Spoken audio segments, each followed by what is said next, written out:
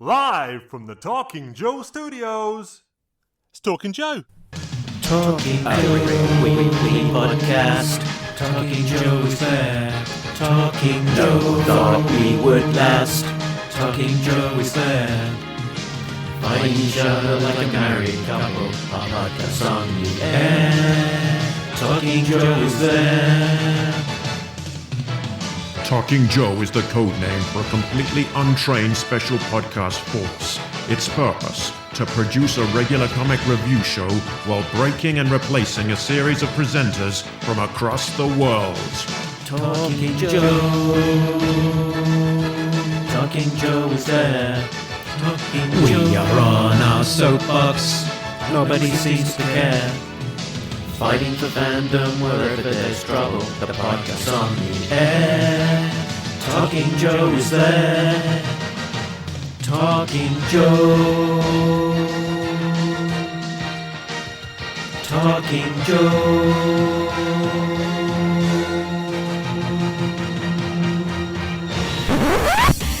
Talking Joe is on the air.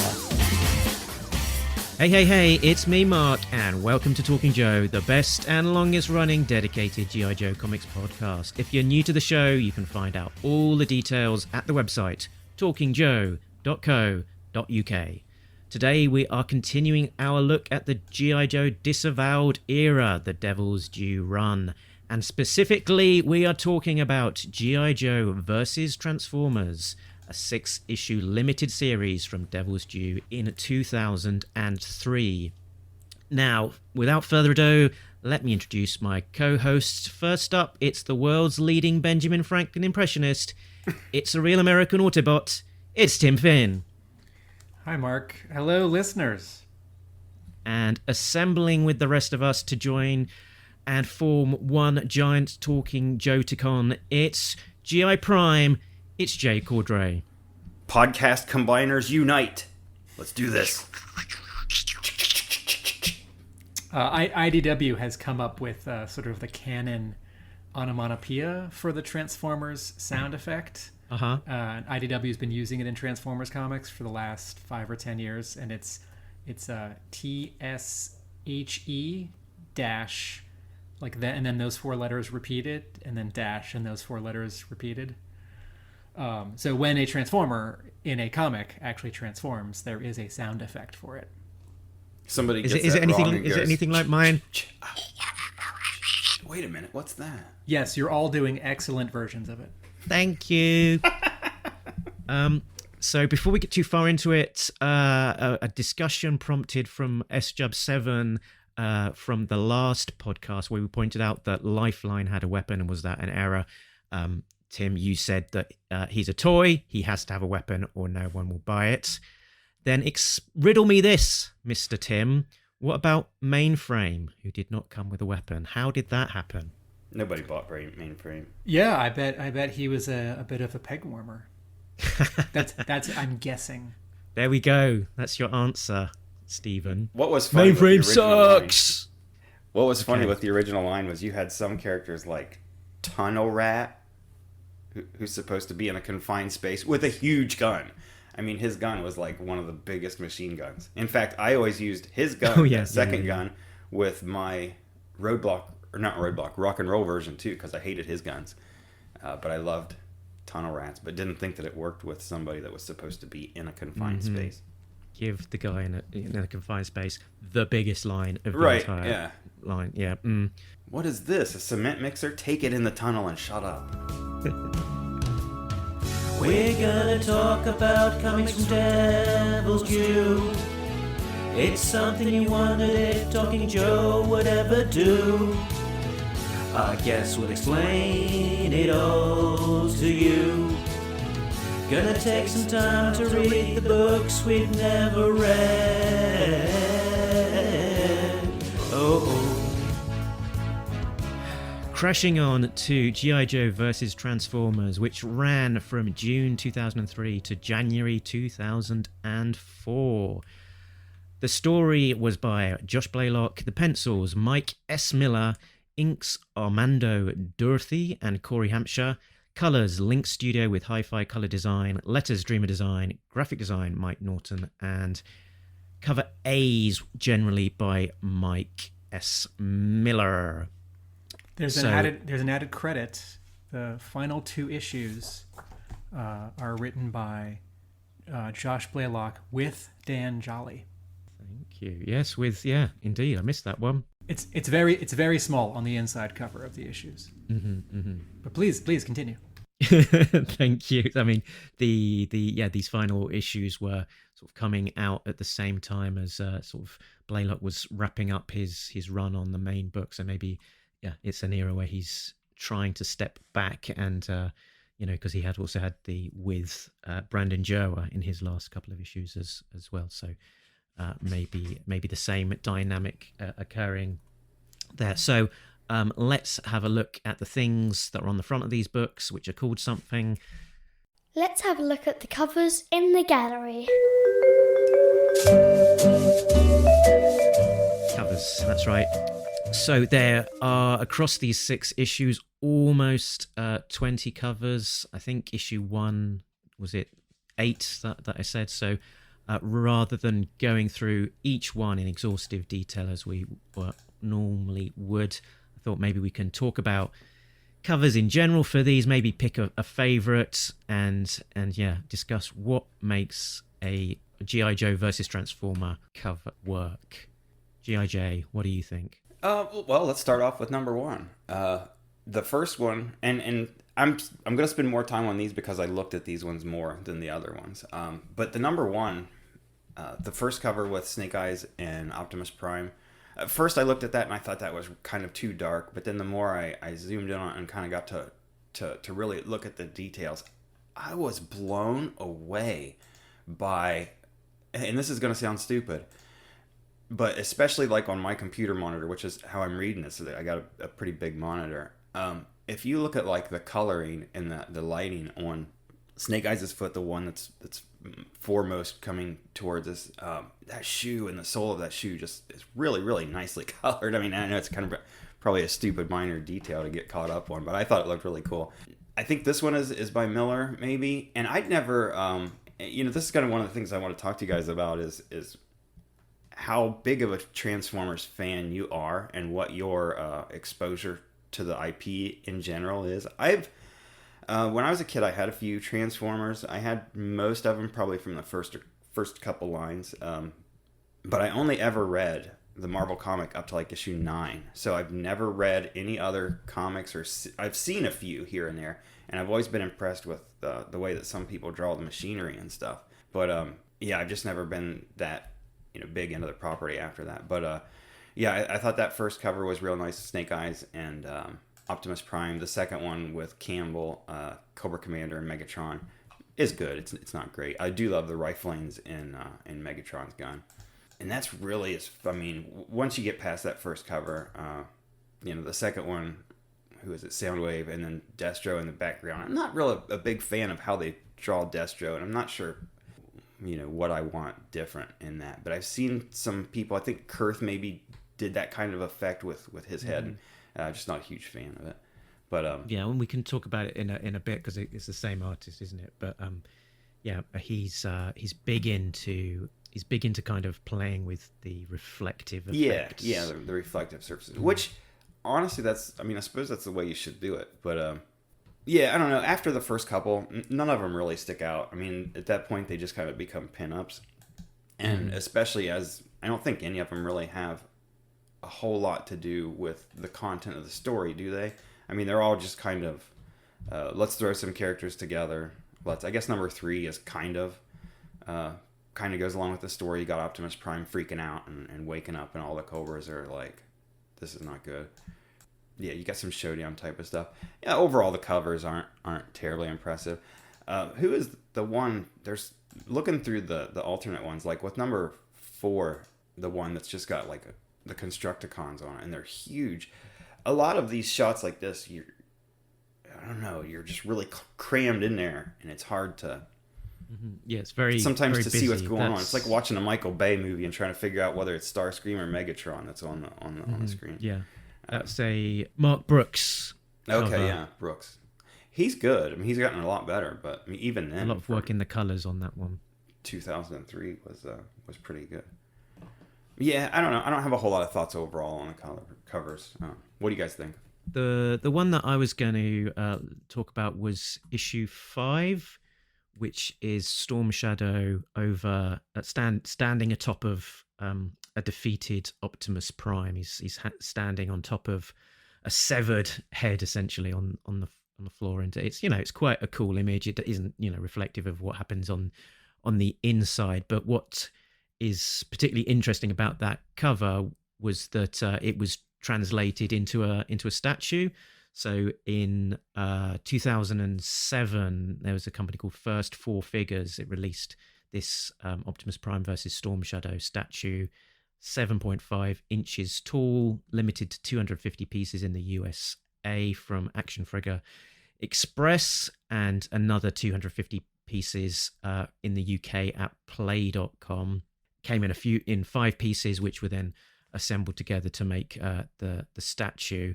And yeah, very, very cool looking statue. In the UK, I don't think there was enough demand for it, so they were selling it pretty cheap in the end. But because there's so few, nowadays I think it goes for more of a pretty penny. But yeah, just a quite cool aspect to it, really, of recreating that cover as a statue. And there was almost going to be a second one as well, that there was a Baroness and Ravage statue that was mooted based on the art to the convention edition, issue 3, with the statue actually looking a lot cooler than the cover that it related to, which looks somewhat sort of basic.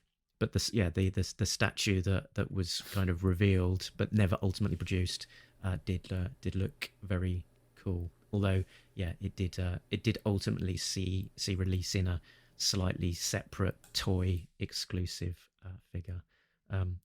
One of my friends, who's a massive Transformers fan, also produced me a piece of fan art for my birthday once upon a time, which was a kind of reinterpretation of Baroness and Ravage, which is pretty cool. So I'll ping that image across to you guys at some point. That's cool. So I'm going to answer Jay's question about what kind of Transformers fan I am in a minute when we get to the sort of top down of the miniseries. But I do want to talk about 2 covers briefly. One is cover B of issue 1, which Jay already referred to, the J. Scott Campbell with Andy Tong and Eric Koh cover Cobra Commander and Megatron. And then also cover 4B. So in this issue 1 cover, it's a real thrill to have J. Scott Campbell back, even if it's just for one cover and not a whole run of covers, because he's so important to the Devil's Due era of G.I. Joe comics, drawing covers for the initial miniseries and also that pinup from that issue of Wizard, which helped kick off the 2000s nostalgia boom. And not just that, he's a superstar, but he can draw a real sweet spot version of these characters that looks like they've stepped out of the TV shows. It's still a little exaggerated with his proportions, and it does, look like comics and not animation. But J. Scott Campbell really cartoons, he really caricatures. But, if you sort of can ignore for a second that he draws like babes and he draws very taut superheroes like Spider-Man swinging around, he's very, very good at drawing because he does covers and he does a lot of pinups. I think sometimes we sort of forget just how talented he is. So even though this cover, doesn't have enough story in it, there is a bit of Megatron and Cobra Commander being in opposition in this miniseries. And I don't mind for some of the covers on a series like this, them being just a sort of pinup with 2 characters, because, and this is where I'm going to talk about cover 4B, the risk of doing a cover with too many characters for a series like this is that you have 4 factions, right? Like a G.I. Joe cover can already be busy because you've got Joe and Cobra. When you incorporate Joe and Cobra and also giant alien robots and other giant alien robots, it can be hard to work in everyone in a scale that makes sense. And I speak from experience because in middle school and high school, I drew an amazing and hilarious Transformers fan fiction comic. And it's really hard when you're drawing in the scale of giant robots to work in the occasional human, because either you have to have all these like convenient, like 20-foot tall, like mounds of dirt, or if you're inside, I mean, for the humans to stand on so they can be at eye level with the robots, or you need the robots to always be leaning down to talk to the humans, or the humans are in their hands and they've brought their hands up, or you just have to deal with sort of perspective where the robot's kind of far away because we're on the scale of a 5-foot tall human who's standing on the ground.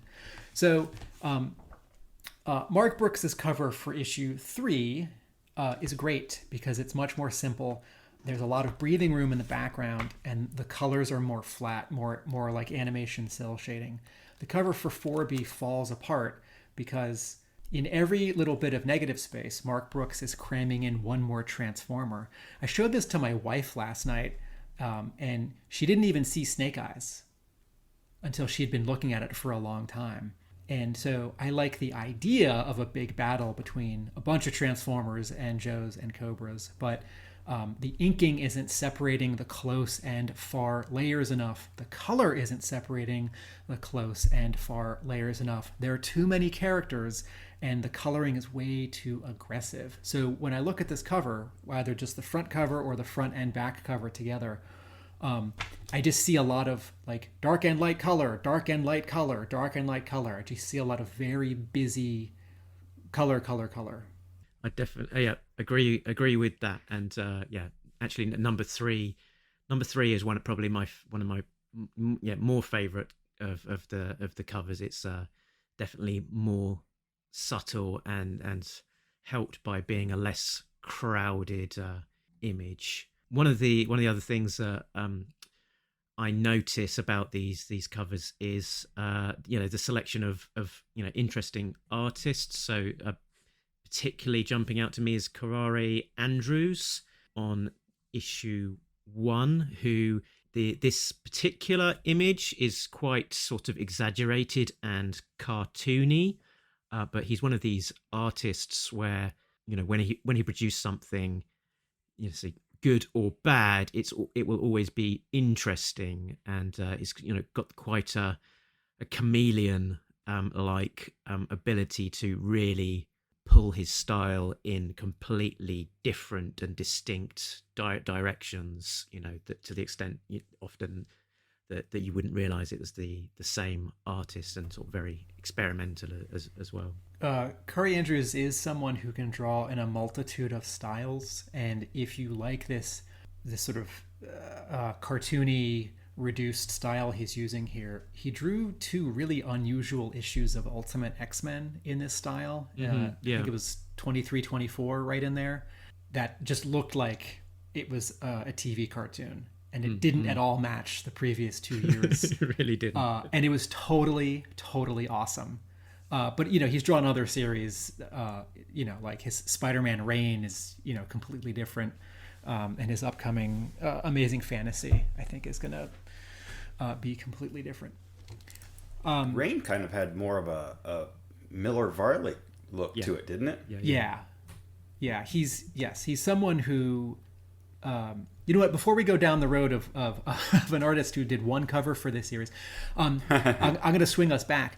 Something else that makes it hard for the artists drawing these covers is the logo treatment.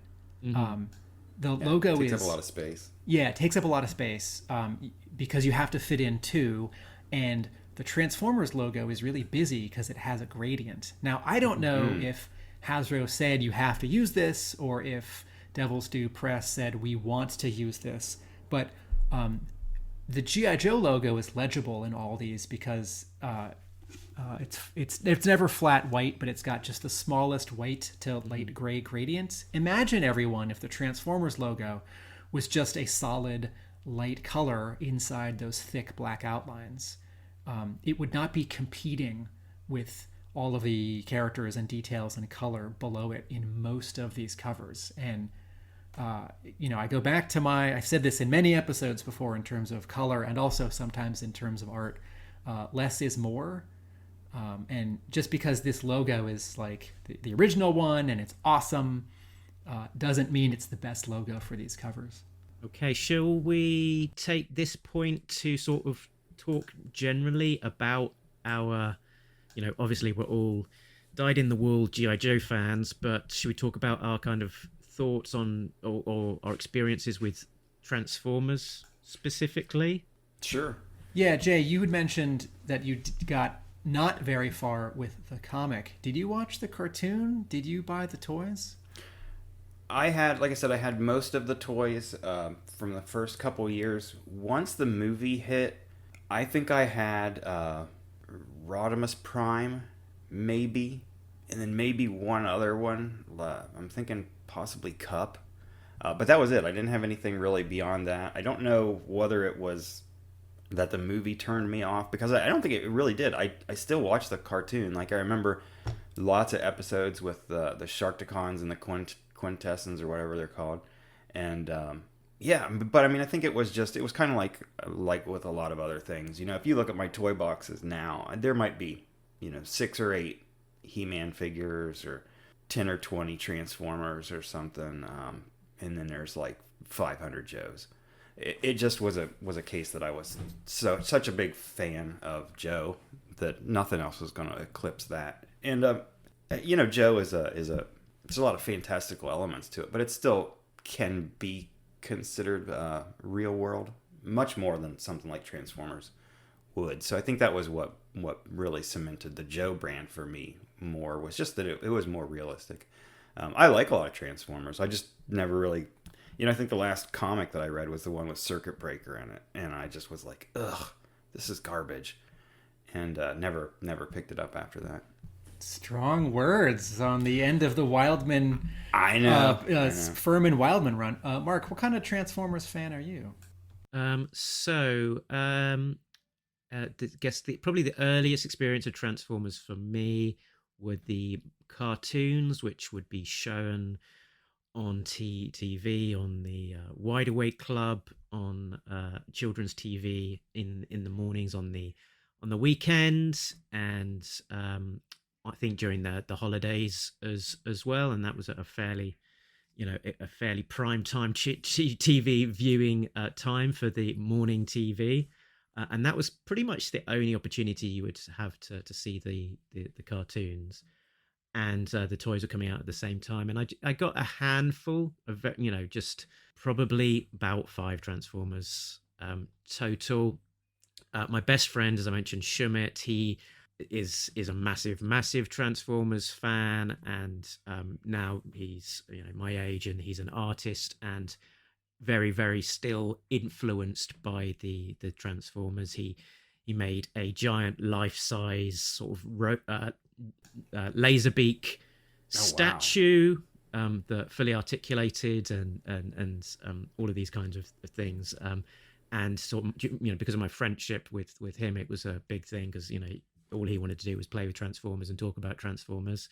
And for I was very much a G.I. Joe, Action Force fan. That was my massive thing. The Action Force comics were being reprinted in the back of the Transformers Weekly comic book, so I was reading the Transformers as part of that, and enjoying it, but really not near as much as the G.I. Joe. And once it wasn't part of the G.I. Joe experience in terms of having to buy that comic to read the G.I. Joe side of it, wasn't really seeking it out. And I think the more the more fantastical sci-fi components, whatever you would want to describe it as, probably just connected less with me. Just sort of robots, harder to I guess buy into the emotion, it's a little harder to relate aspect to. And to relate to, yeah. And I think, I've always found it a little bit difficult to find a way in, because of that sort of aspect. And I've sort of read a few more comics since. I sort of picked up the first bit of the IDW reboot, which was, handled well, but not, a lot of those issues sort of left me completely cold, particularly like the sort of some of the standalone spotlight stuff that they were doing. It was just, I've sort of enjoyed like Transformers generally as a concept, but not quite so much a fan, particularly of the comics. Well, it sounds like I am. If we were to take your fandom, Mark and Jay, combine it and multiply it by 3, we might get my fandom. In '84, my brother and I went all in on the TV show and the toy. The animated movie stunned me and changed my life. I was the youngest pre-registrant at the first Transformers convention, and I attended all of them for the next 12 years. Wow. I was a dealer at the second one. I read. I got to perform with Peter Cullen in front of a big crowd of people. Nice. For like a convention exclusive, 15-minute scripts with some of the voice actor guests playing their characters from the cartoon. I've already mentioned the Transformers comic that my buddy wrote and I drew in middle school, high school, and college. And even 2 months ago, I was watching the newest show on Netflix, which is good. When this miniseries came out, G.I. Joe versus Transformers in 2003, at that time I was a bigger Transformers fan than G.I. Joe fan. And if that sounds hard to believe, this isn't to say that I was a smaller G.I. Joe fan. This is to say that I was a gigantic G.I. Joe fan, and I was a slightly more gigantic Transformers fan. At that time, the interviews I was doing for my G.I. Joe book were in fact interviews for what was going to be 2 books, one on Transformers and one on G.I. Joe, because a lot of the people involved worked on both. And I should note that even though I bailed on the Devil's Due monthly G.I. Joe comic after issue 10, after the second arc, I did come back near the end of the second year for this miniseries because I was intrigued, and certainly the covers for issue 1 were really exciting. I also liked the idea that it was 6 issues, because when there had been crossovers previously with Marvel, they had only been 4 issues or 4 issues worth.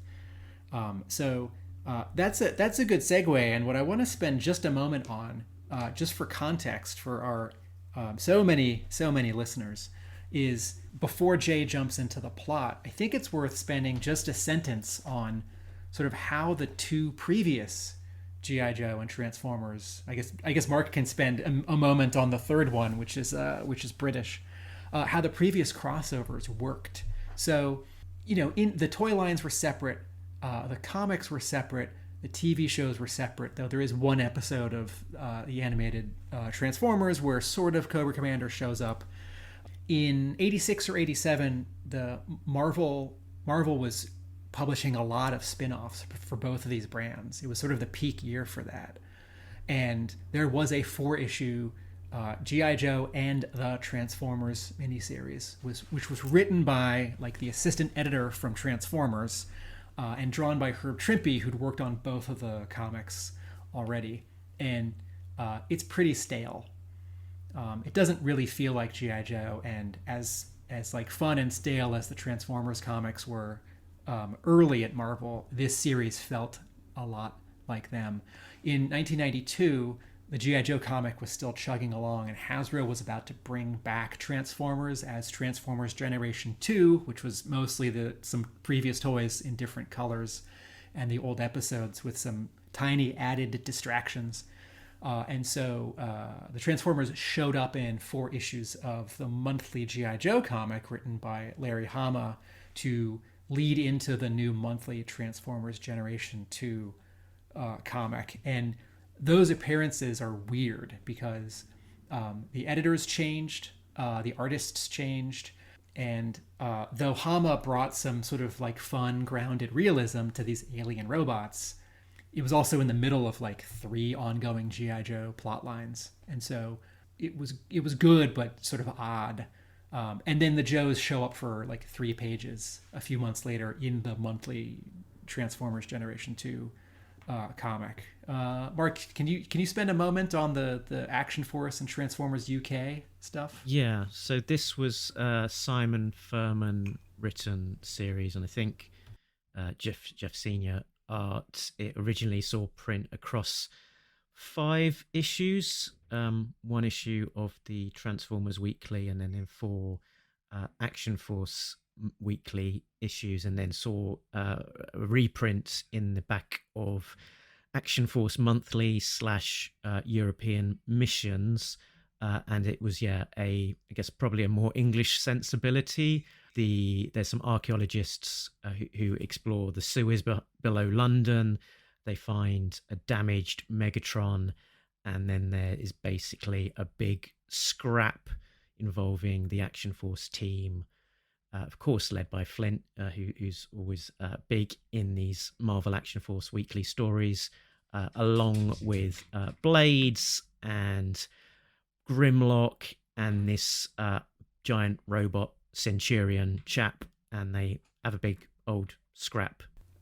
The 4-issue Marvel crossover from 86-87, no one in the monthly G.I. Joe comic ever referred to it before, during, or after. Mm-hmm. And there is one like oblique reference in the monthly Transformers comic around when that miniseries was being published to the events of that miniseries, and one Transformer does get killed in the miniseries and he's rebuilt, and then his new form shows up in the monthly Transformers comic after. So the term that a fan came up with, which I think is really fitting, is convergent divergent, where the universes are separate until they're not for a moment, and then they're separate again. So does that UK stuff, does it get referred to in either of those continuities after?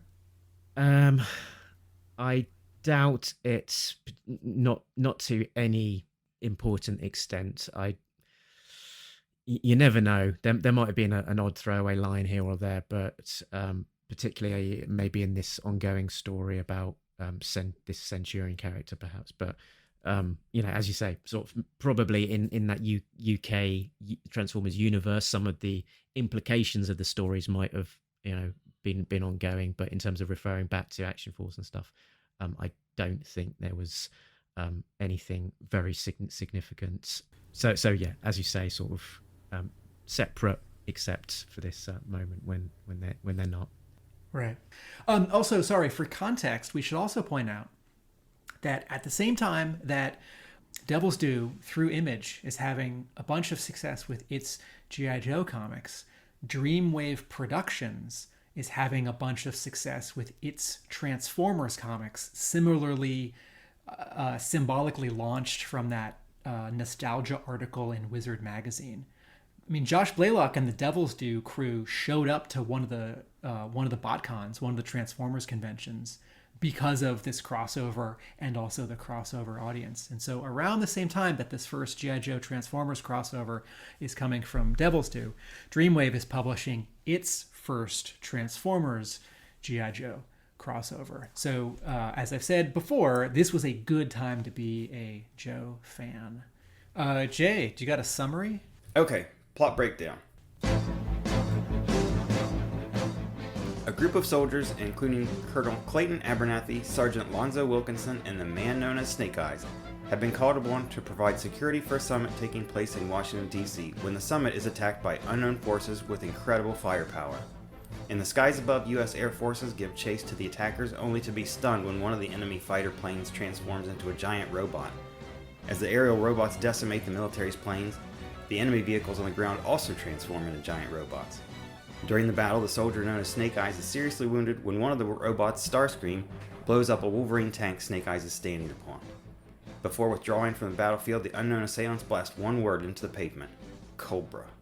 After the battle, Colonel Abernathy is briefed by General Flagg along with Officer Fairborn and Sergeant Burnett. Flagg tells Abernathy he's putting together a team of soldiers specifically dedicated to combat the forces of Cobra, G.I. Joe, and he's picked Abernathy to lead it.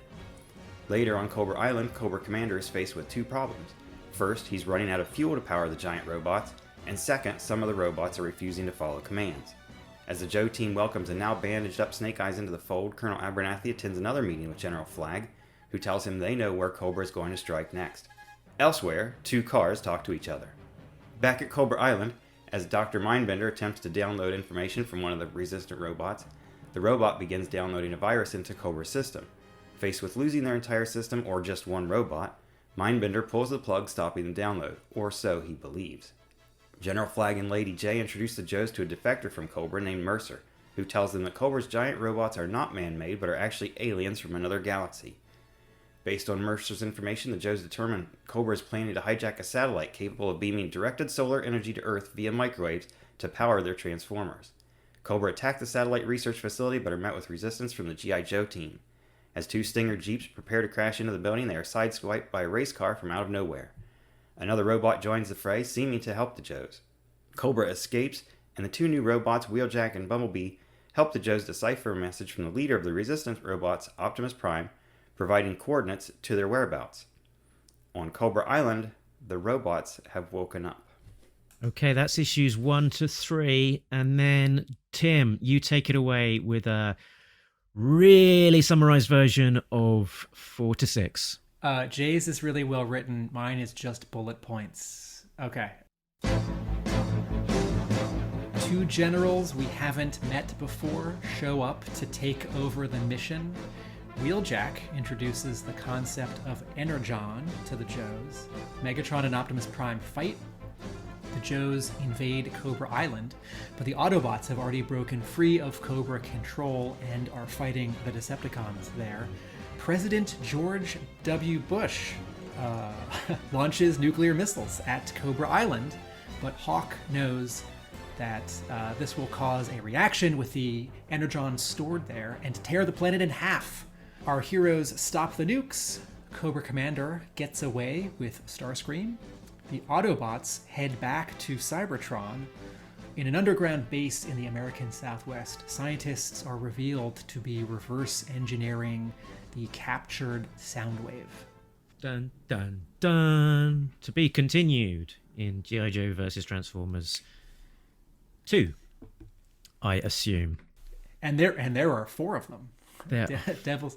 So Mark and Jay, sort of overall top down, what do you think of this miniseries? I read it in 2 separate parts. I read 1 through 3, and I loved those. I thought those were really fantastic.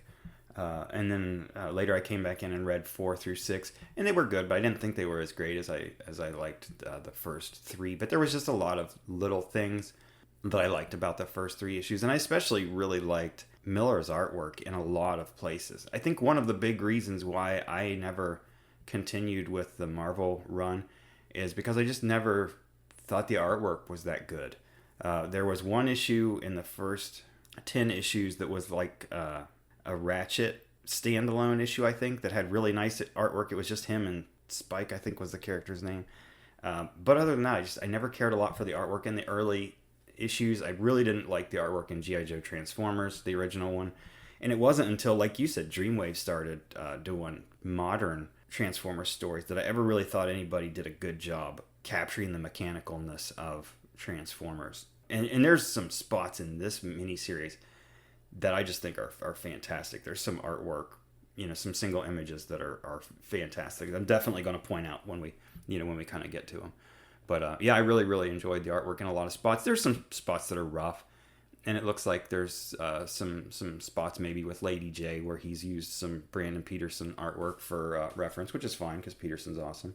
Yeah, but it was just really interesting to me to think, and especially one thing I wanted to ask you guys about was when this was published. I just thought it was an odd choice for Devil's Due and Blaylock to be like, hey, let's do a Transformers G.I. Joe and make it its whole separate thing, and we're going to intimately tie these two properties together as far as their origin stories go. I mean, if you were to continue this continuity, you couldn't really ever separate the Transformers out, and make them their own thing. Like you said with the Marvel run, That crossover was mentioned, maybe a line here or a line there. You just couldn't do that with this because it's too integrated. You got Snake Eyes getting deformed here. You got the Joe team getting put together.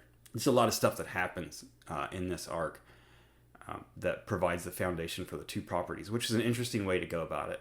I liked it. I just thought it was interesting. And as far as, the only other Transformers G.I. Joe I ever read was that 87 one. I did kind of want to read the Jay Lee one, but I never did.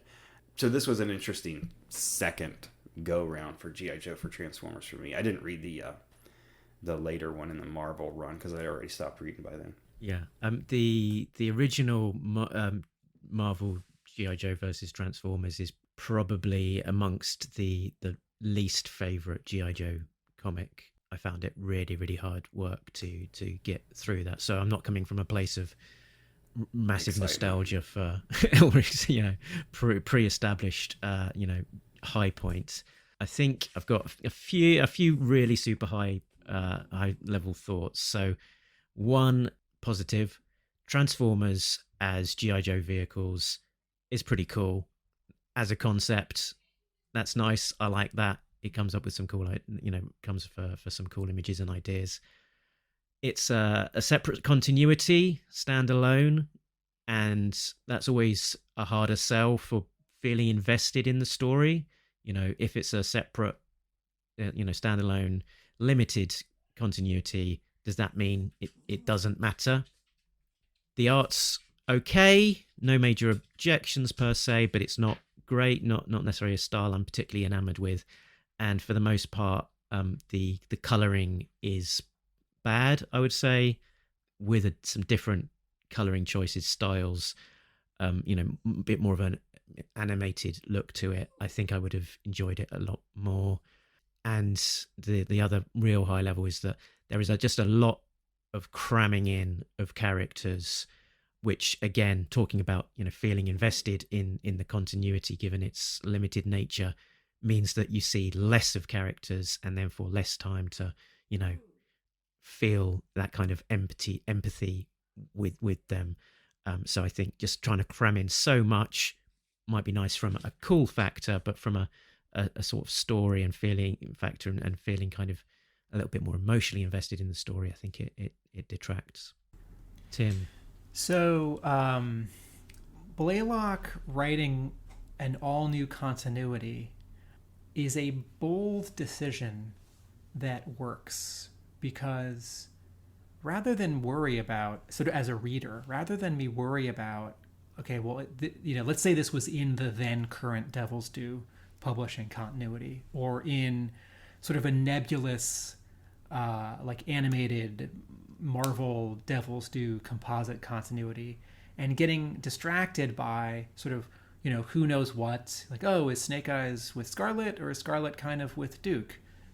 We're just seeing this all for the first time.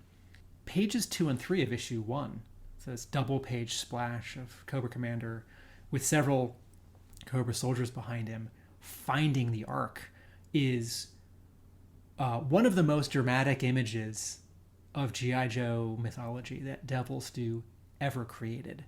And sadly, it's this pocket continuity that doesn't exist anymore and doesn't, quote, matter.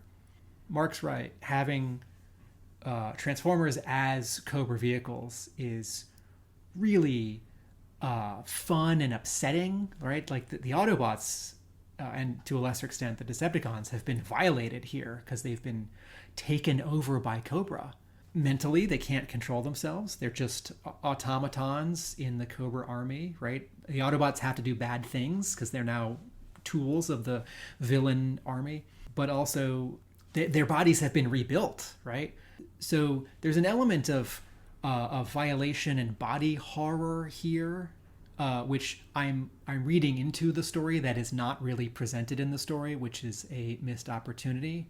But to make the Transformers part of the G.I. Joe origin, right? There's this line in issue 1 where Stalker says, "We're not equipped for this," as these reconfiguring vehicles attack some fancy outdoor event where the sort of proto-Joes are pulling guard duty. It's really powerful. I think Jay's right. The first 3 issues are great, and the final 3 issues are okay. And I agree with Mark about the art. I think Mike S. Miller does a good job on all the Joes, and his storytelling is clear. There's 2 or 3 panels that are just major duds at the end of the story. I don't think Miller is... I think he's comfortable drawing the Transformers, but I don't think he has sort of figured them out yet. Because, he draws them accurately, and he draws sort of their poses make sense. But there's something missing in sort of the verve, the dynamism of their poses in their heft, and to a lesser extent that challenge I was saying before about drawing a bunch of very big things in the same scenes as some smaller things, 30 and 80 foot tall characters along with 5 and 6 foot tall characters. The 2 extra issues does give this a lot more room as compared to, say, the original 4 issues from 1986.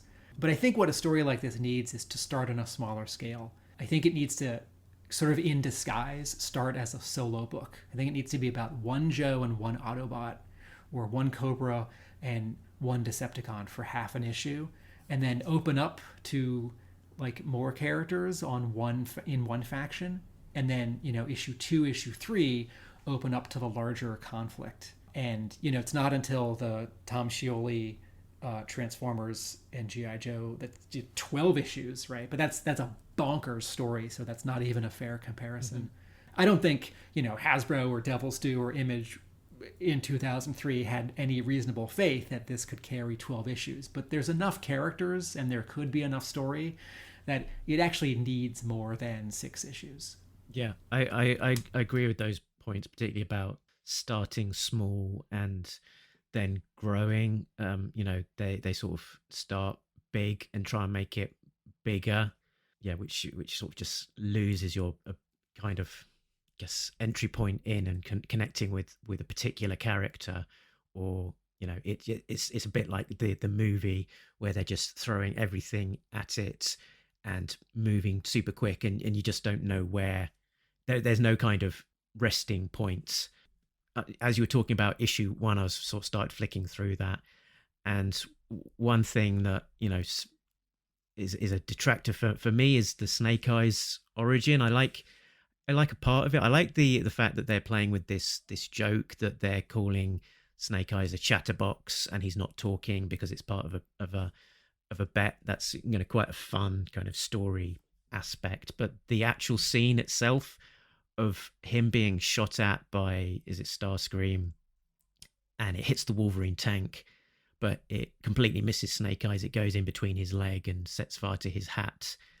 It's I think, being direct, a bad panel, and particularly weighing it up against the original Snake Eyes origin story, and that we know by this point it's a difficult comparison at the best time, but to have such an important panel being carried off as badly as it is here, it's unfortunate.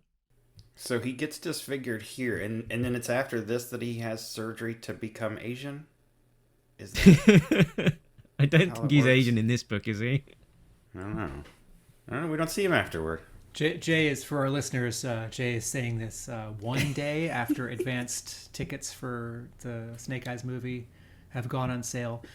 When I read this, I was struck by how the issues don't end on cliffhangers, even very small ones. And reading they just kind of stop. Yeah, reading. I read. I guess I sort of read. I read them all within a day, and it reads very much like a graphic novel that has been cut up into 22-page chapters and published as 6 different issues, which is fine on its own. But when I got to the end of issue 2 or issue 3. Like the scene sort of stops and then there's an ad on the next page, and I turn the page and there's 2 more ads. I turn the page and there's 2 more ads, and I thought, oh. And considering how, 1980s and 1980s like cartoonish the stakes are at the end of the story, right? Like the island's gonna blow up, the planet's gonna blow up, there are nukes.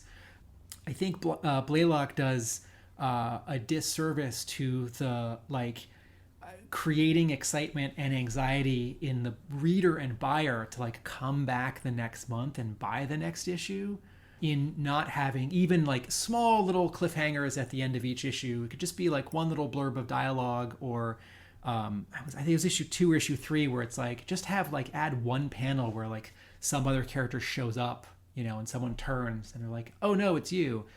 So I wonder if this was written sort of that much more with the graphic novel in mind. And my preference with collections of comics is that the covers get reprinted every 20 or 22 pages with the original issues. And for several years, like Marvel's reprint department, and for a couple years, DC's reprint department would like inconsistently do a collection and shove all the covers at the back, which I didn't like because it feels like a weird mismatch.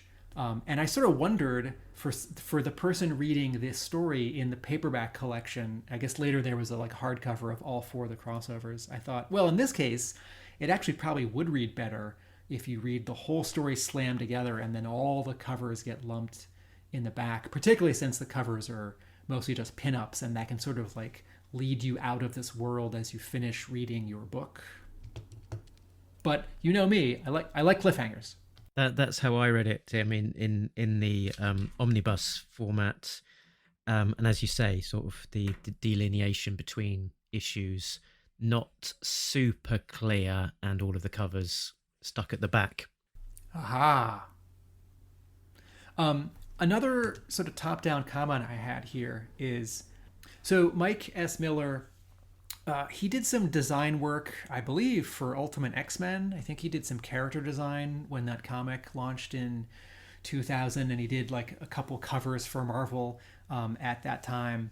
And you know, he's drawing in this early 2000s slick style. It's not, you know, he's not like a Jim Lee clone to me. He's not a J. Scott Campbell clone to me, and I can't quite place what his influences might be, but it does feel, you know, it's the modern, like, speaking of artists who drew 2 issues of Ultimate X-Men, Ben Lai and Ray Lai, it sort of looks like this like slick, hot, you know, it's not exaggerated like Joe Madureira, but it does feel of a piece with what Devil's Due was doing with its regular G.I. Joe book at the time. And issue 1 is solid and exciting, and I do like the inks in issue 1 more than, I'm sorry to Corey Hampshire, I think the inks in issue 1 are a better fit than the rest of the inks in the series. More thick lines. But when I read issue 1, I thought, oh, I wish this guy had drawn the opening arc for Devil's Due. I wish he had drawn Reinstated, because he can do more things better than Steve Kurth could at that time 2 years earlier than this. So it's not really a fair comparison, but you know, all the choreography, you know, Miller still likes like a lot of artists, like some Brandon Beddoe and like some Tim Seeley. A lot of times his horizon line is a little too high, like when Mutt and Quick Kick are running in issue 3. I think he could get more drama out of some panels if he put the camera a little lower and tipped it up. But you know, like, he draws all the vehicles convincingly. Like, you know, the one thing that I really don't like about how Mike S. Miller draws this series is in the final 3 or so issues, Lady J is in her sort of G.I. Joe costume, and her shirt or jacket is this like bare midriff version, which is sexy and exciting, but like don't do that. Doesn't really fit with her character, or the series, right? Yeah. It's like, I mean, I guess Quick Kick's shirt gets like torn off him, and he's shirtless for the rest of his appearance. So I guess there's some parody there, but it's like, no, Quick Kick is Bruce Lee. He doesn't wear a shirt. That's his costume. But Lady J, no, she wears a shirt and pants. Yeah, she's introduced as like an intelligence officer, you know, and it's all smart in her uniform and kind of having done the detailed background and analysis, and then we flip forward and she's, you know, trying to dress up like Daisy Duke from Dukes of Hazzard. What? Lady Duke. But to give credit to Miller in one last place, in issue 2, I think Jay's bit in the plot breakdown about two cars talk to each other. The scene where Bumblebee just comes out of nowhere. But Bumblebee and Wheeljack are talking to each other in vehicular mode, and I forget what. I'm sorry, Transformers fans. I forget what kind of car Wheeljack is. Alonza Racing something. But I never knew what kind of car Wheeljack was. He's a real car. But in that scene, Miller draws a great VW Bug and a great Wheeljack. I'll just point out as well that although I say that Lady J is introduced as an intelligence officer, it doesn't sound like she's a very good one. From this introductory bit, she says, "Nice to meet you, Colonel. I've been investigating the Cobra organization for over a year now, in cooperation with both the FBI and CIA, looking for ties to world leaders, front companies, you name it. Part of our job was assessing the threat level, which obviously we couldn't have fathomed would be this dangerous. So your main job is to assess the threat level, and your conclusion was they weren't very dangerous. So you're going to take the lead, obviously. So maybe she is better off just sort of tying herself up." Let's fail up, Lady J. Yeah. In terms, so here's some things that this series. Here's a thing the series gets right, and a thing the series gets wrong. Destro's introduction and his handling, I really like. He's not mentioned by name the first 2 times. They just call him the arms dealer, and when he shows up, there's some anticipation.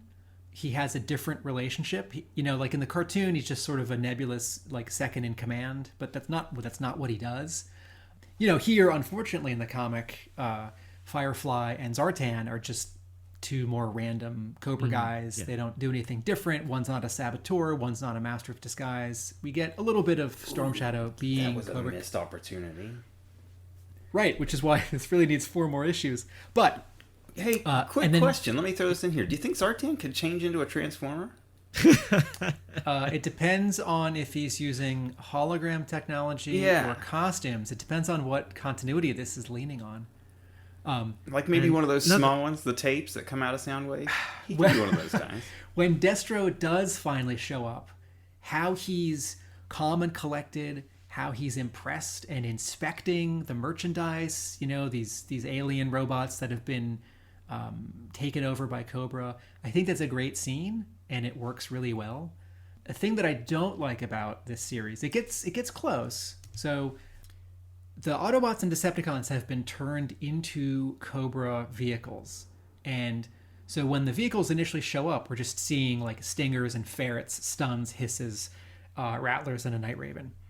When they transform, it's sort of a new body that's just sort of the colors of that Cobra vehicle with like an Autobot's head or a Decepticon's head on it. And in terms of design, that falls flat for me.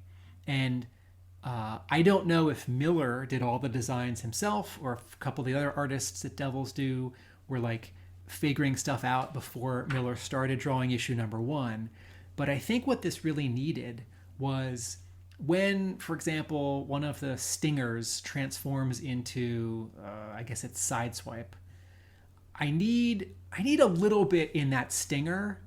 I need like a little bit of color, like a little bit of yellow if it's Sunstreaker, or a little bit of red if it's Sideswipe. And then when it transforms into a robot, I need it to be a little different from the neck down to say Sideswipe, and a little different from the neck down to say Sunstreaker. And that might just be like a couple panels of color. It might be a slightly differently shaped arm or leg. But what we have is like sort of generic Cobra Stinger as a robot from neck to feet, and then like plop, Sunstreaker or Sideswipe's head on it. Similarly, like, they spend some time figuring out Optimus Prime.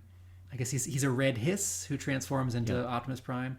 But I need a few more cues for the robot characters. It's like if you're one of the Seeker jets, you have a cockpit in the middle of your chest. If you're Optimus Prime, you have some kind of windows or windshields or squares on your chest. Even if they're skinny squares or something. So in terms of design, I needed this series to go a step further.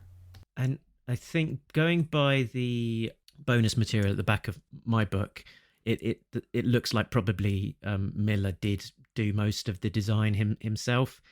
And I think, to be fair, if that is the case, and it's just a standard comics gig, that's an awful lot of design to be doing as part of a regular, a regular penciling job. It's figuring out a sort of a new robot mode, a in between transformation look. It's not an easy task. Particularly if it's just on the basis of a standard page rate as well, without lots of extra payment and time to be doing all of the designing. That's going to be a team of, would it be in the Hasbro's hands? That would be a team of people over many iterations and many months, wouldn't it?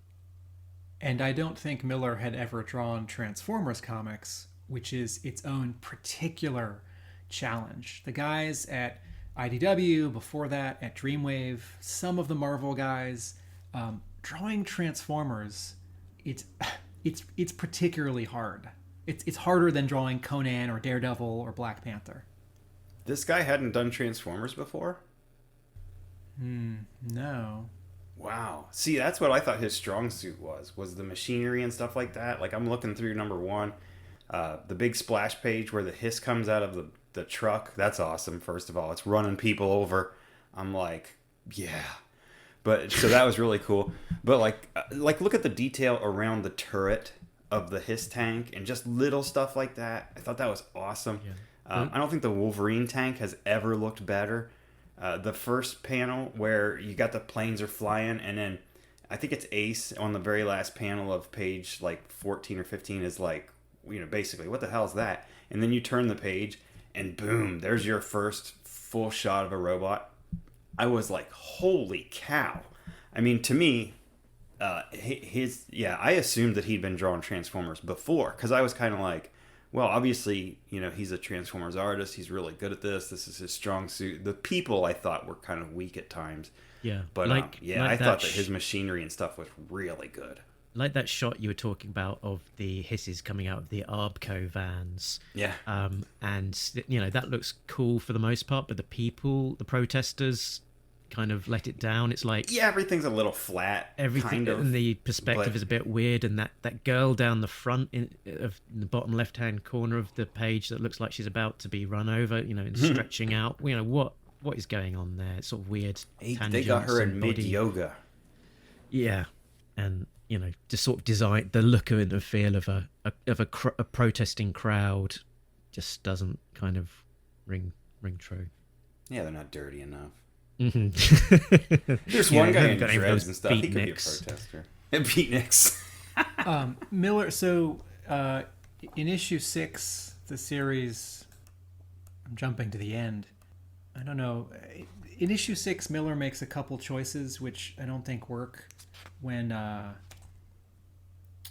the page where Cobra Commander is talking to Starscream, and then there's a big panel of Megatron sort of running at us, and it's not a splash panel because it's still 1, 2, 3, 4. There's still 4 panels on the page, but Megatron's very big on this page, and his arm sort of breaks back into panel 1, and his leg and his other arm break into panel 3, and then the actual story choreography of this page happens in panel 3, where he stops himself short. He puts on the brakes because he sees something, and Megatron says, "What is this supposed to be?" And then the next panel, we see a lineup of Joes holding just regular machine guns, and Duke says, "You're not going anywhere, pal." And we don't see Megatron and the Joes together, and it's like, wait, are there several vehicles behind the Joes? Because I don't know why this should scare Megatron, or I don't know why the Joes should feel confident. So this is a place where, and this happens a couple times in this final issue and once or twice in the whole series, where Miller, in that sort of modern comics way, picks a panel to be much bigger than the rest so he can draw a character full size facing forward. I think so that page will sell better as original art, because it's not a page of hands and shoulders and like the backs of people's heads, right? So then 3 pages later, Optimus Prime shows up, right? Megatron's getting shot by the Joes. He's saying, no, you can't do this to me. And then Prime says, Megatron. And it's just this giant panel of Prime standing there. And like, I don't know where he came from. There wasn't a previous panel of him driving up as a red Hiss tank. So, it's supposed to be a surprise. It's supposed to be a reveal. But Prime's just standing there. He doesn't like have his... there's no pose. Like, he's getting ready. And then there are 2 panels in this final issue. 1 page later, I talked about this before in this podcast, where sometimes when artists have someone kicking straight towards the camera, it is an incredibly unsatisfying bit of foreshortening, because you just have this like bottom of a foot and it's very small. And that really needs to be like angled outward, if not in profile. So 2 pages after this big reveal of Optimus Prime, there's this pretty good fight between Prime and Megatron. And then there's this big sound effect, Kraboom, as Prime is kicking Megatron.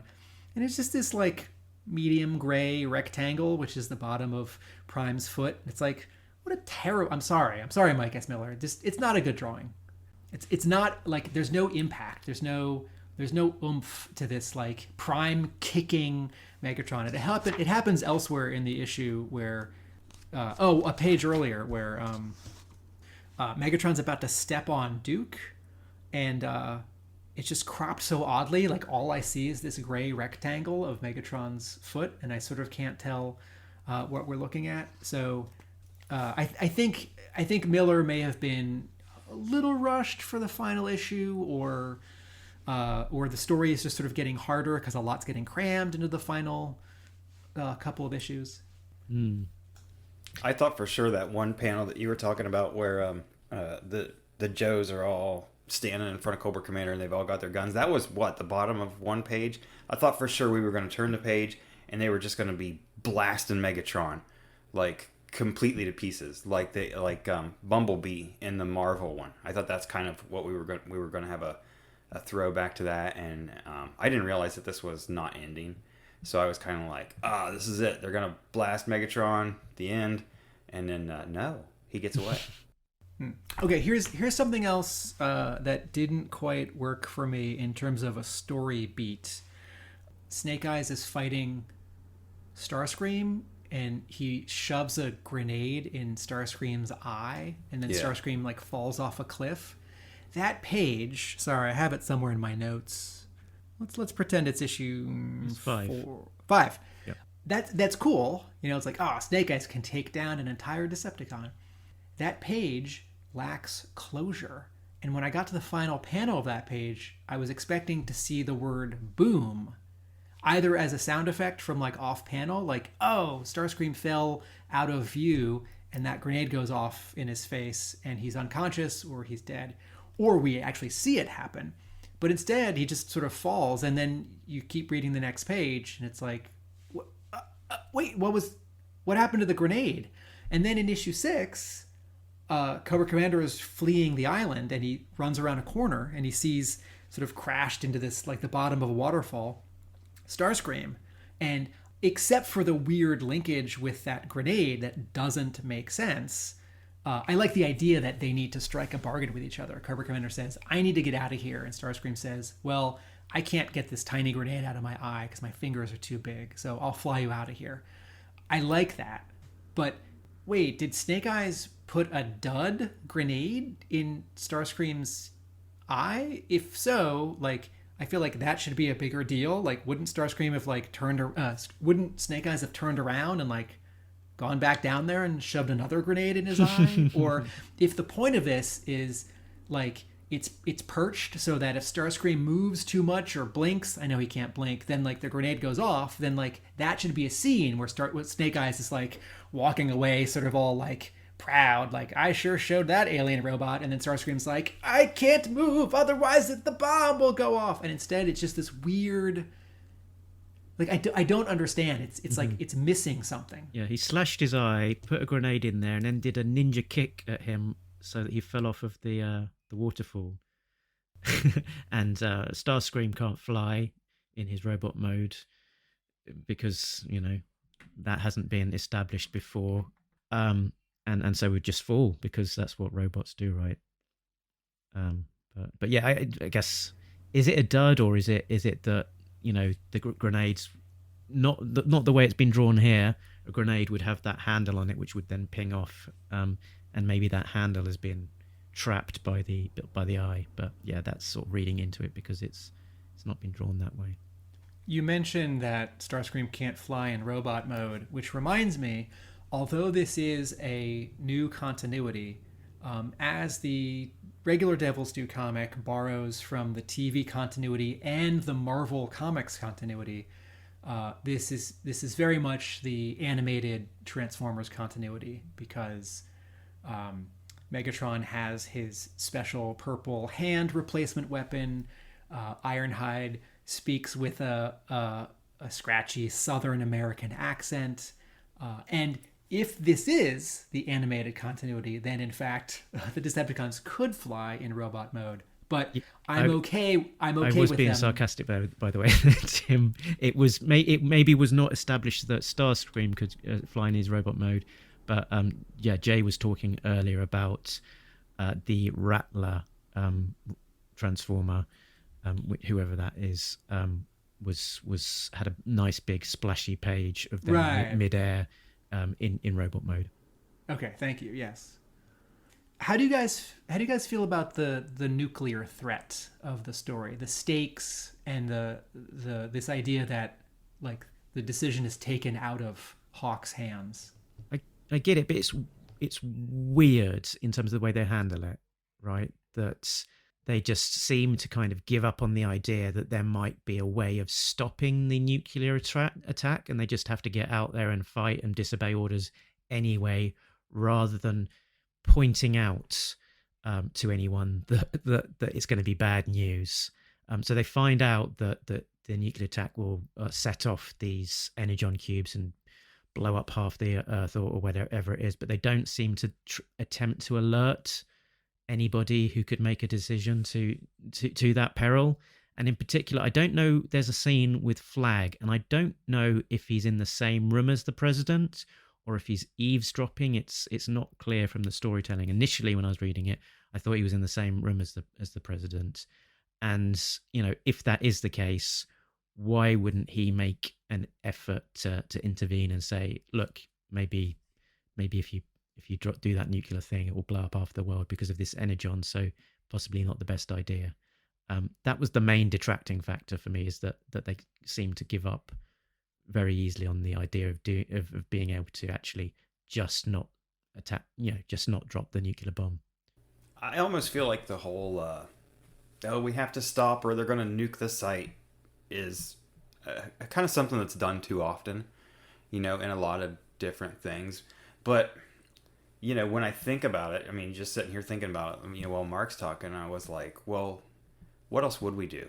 If we were faced, or if our government or our world were kind of faced with this sort of threat, if the robots had came out and they were just so much more insanely powerful than any of our militaries, and they were clearly a threat, if we had them all in one spot, we knew they were all there, I wouldn't necessarily say, don't nuke that island. But it does kind of feel like this is just something that writers always go back to. It's like, what are we going to do? Well, what's the worst thing we can do? What's the, and then somebody's got to prevent it. How many movies, TV shows, books can we go back through and look and say, oh, we're going to nuke this.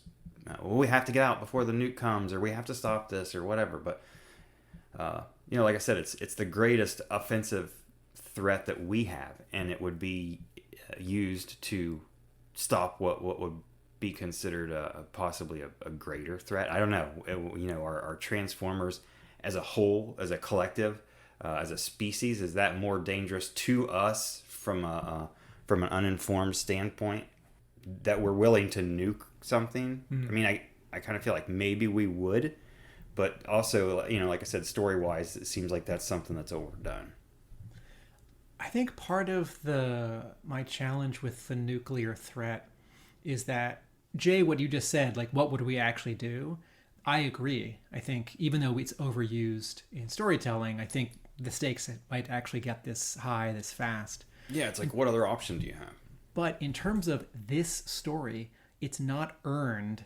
And as a comparison, I want to just draw everyone's attention to a 12-issue Transformers miniseries that IDW published about 10 years ago called All Hail Megatron, which was several years into the Transformers continuity, but it was also, if you wanted to see it as sort of a soft reboot, it was sort of a soft reboot.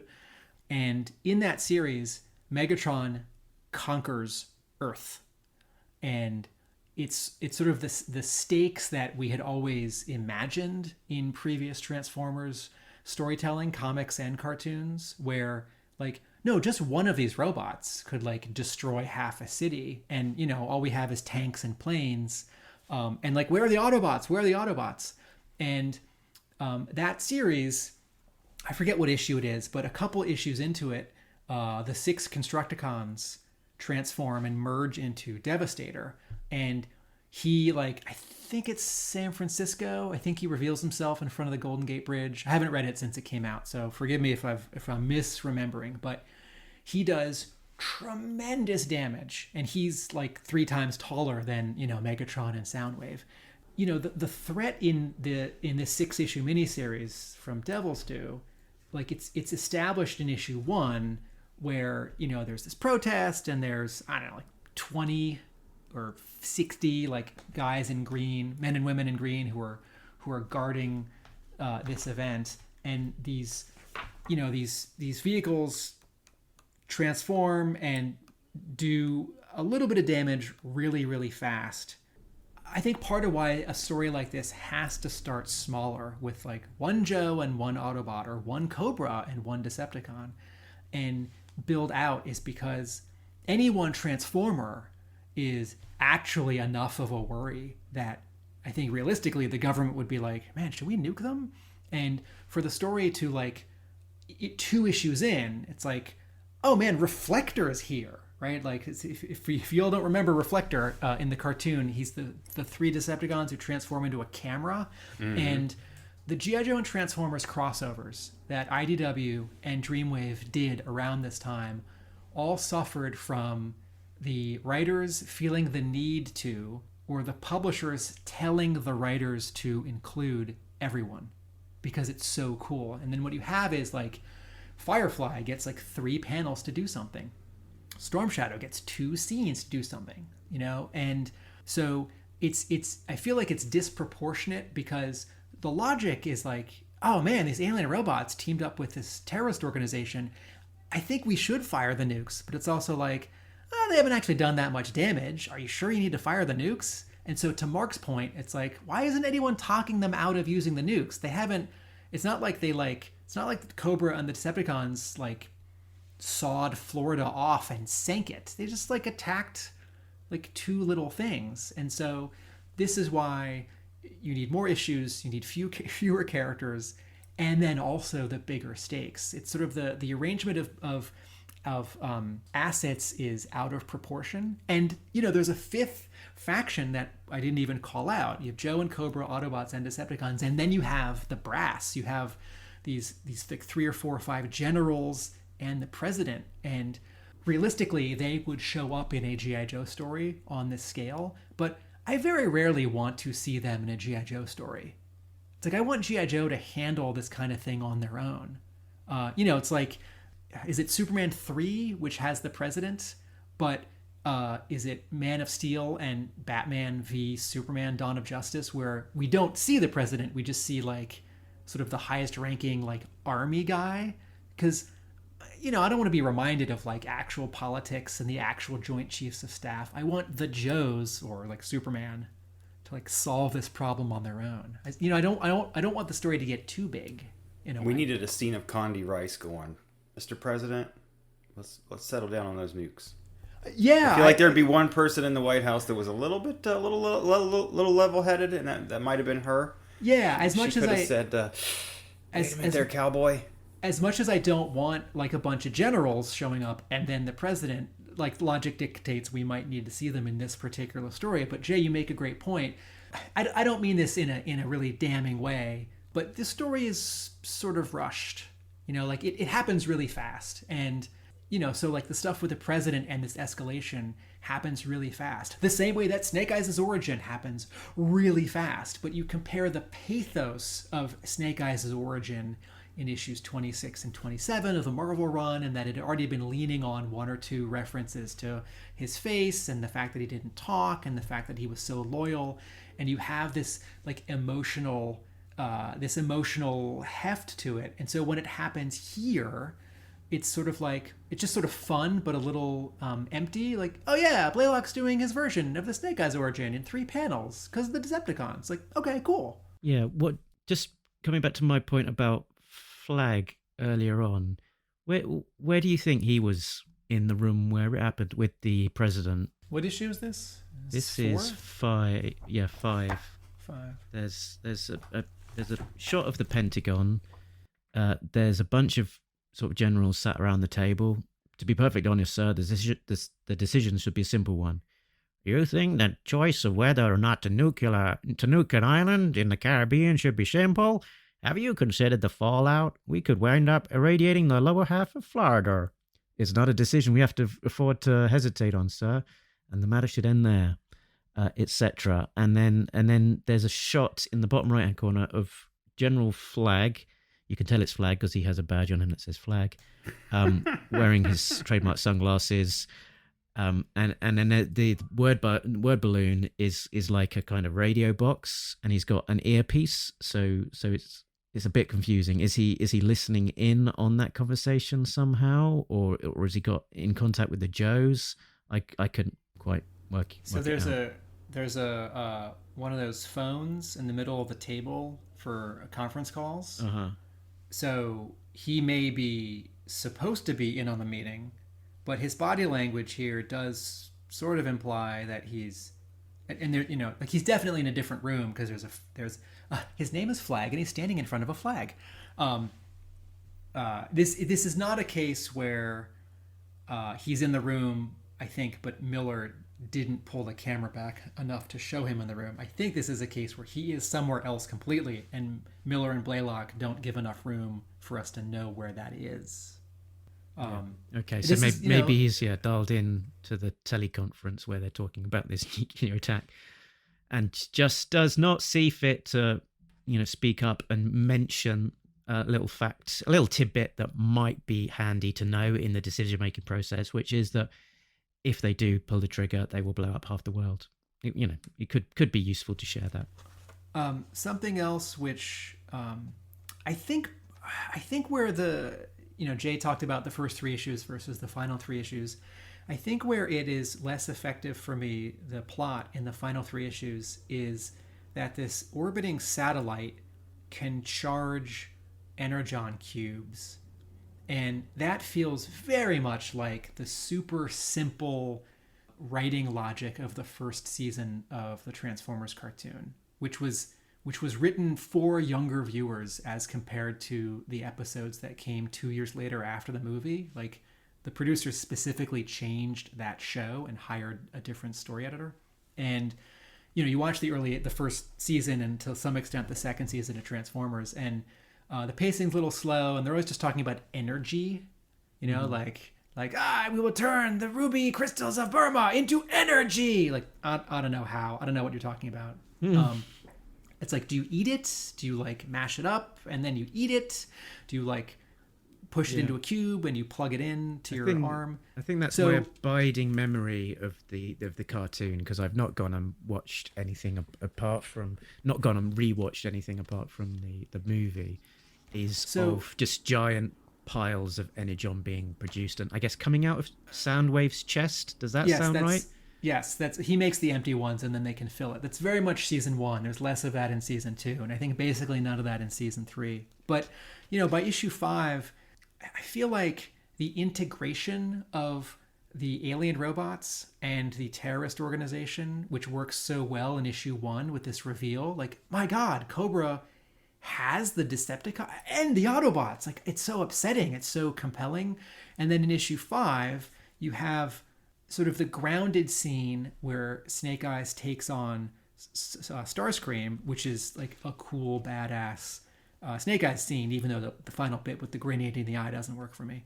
And in the issues 5 and 6, you have Prime like being a hero and fighting Megatron, which is something that we want to see.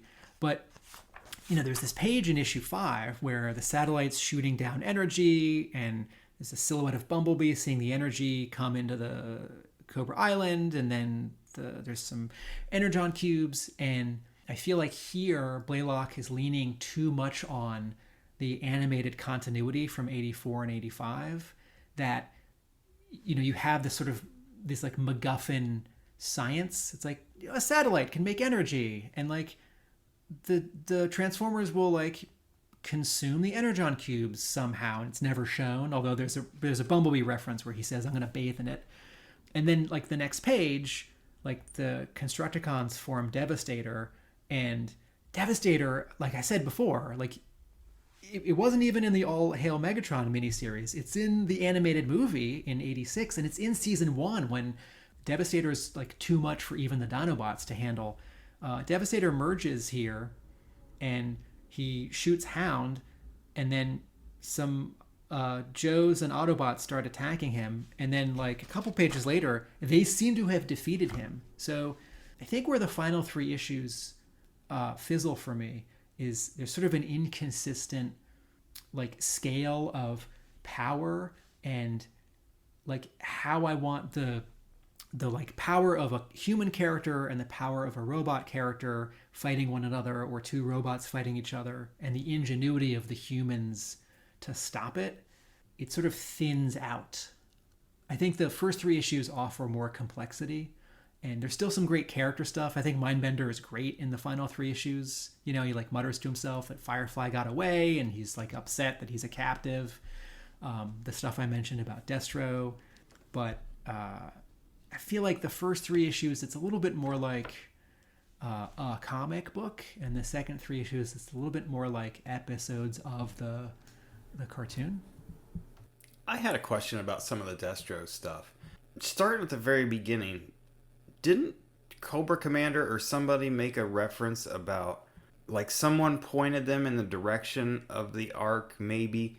Okay, so then they go and they find the Transformers, and then, like, they're trying to reverse engineer the technology, and they make the snake armor suits and stuff. And then Destro comes, and they're trying to sell the Transformers to him?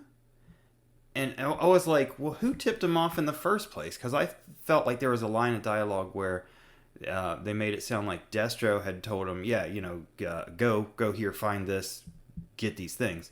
But then later it was like they were trying to sell stuff to Destro. And I'm like, well, you got that wrong. Destro sells stuff to Cobra, not the other way around. I don't know. There's just some confusion there for me with how it started and where they came from. What, there was a big part in the original A-Ross series where Serpentor had taken over, and it was like all of a sudden his primary focus becomes selling terror drones. And it's like, well, Cobra's not like a marketing thing, they don't sell arms, they use them. That's not. So I was just kind of confused about that. I will admit, Mark, I'm going to pass this to you. I maybe didn't read the issues quite carefully enough to answer Jay's question about Destro's involvement. Can you handle this one? Can I? Anyone? Bueller? I don't know. No. I don't know that I cared enough, to be 1, honest. 2, 3, 4. Page To properly understand it. I don't know that it's really explained.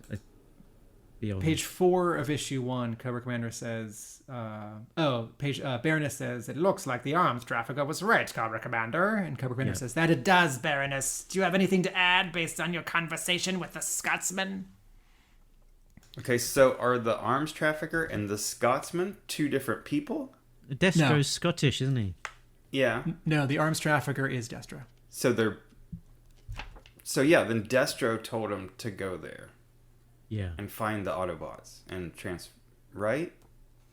I think the idea here is that because Cobra Commander has Dr. Mindbender, he's doing the initial reverse engineering just as Cobra, and then he's gonna either like sell it to Destro or bring Destro in to like do the second pass or to integrate it more into what Mars does. I agree with you that it could maybe be clearer, but I also think some of this is keeping it a little oblique, because it's like, I certainly don't need a zero issue. Yeah. Destro is like an archaeologist, and he's like, I found a spaceship, let me tell Cobra Commander. Like, it's enough that like Cobra Commander just finds them. Yeah, I'm flicking through it, and it's sort of, I guess, the implications of that Cobra, Cobra, the kind of the brains behind the reverse engineering and creating these robots and the snakes and so on, and it's Destro is the arms dealer, and he's got the connections to be able to connect in with the clients who are then willing to actually buy the things. So it's kind of separation, perhaps. I liked it. Like I said, I don't want anybody to think that I didn't enjoy it. I really did. I liked that. I liked it a lot. And there's just a couple little dialogue spots that confused me. One thing that I kind of noticed as I was going through this is that it's kind of pitched as its own separate continuity, and not wedded to anything else. But it very much uses the Devil's Due redesigns, particularly for some of those more recognizable characters like Major Blood, Gung Ho, Flint, even Mindbender to a degree. so it's kind of its own thing, but it's also it's definitely leaning into the Devil's Due continuity in terms of the look. And one thing that I found a little bit interesting or strange was this parallel appearance of Mercer, that almost simultaneously that he's being reintroduced in a couple of panels in the main book to help the Cobra to help G.I. Joe sort of invade Cobra Island. Again, in this one, he's sort of introduced over a couple of panels where he lets in G.I. Joe on a little secret about the Transformers and helping them to get to Cobra Island. Clearly I didn't like that. Clearly, Blaylock has got an itch to scratch about using this character, and he's able to accomplish it in almost exactly the same way twice. I've got a formatting question, Mark, for you. You've got the hardcover omnibus in front of you.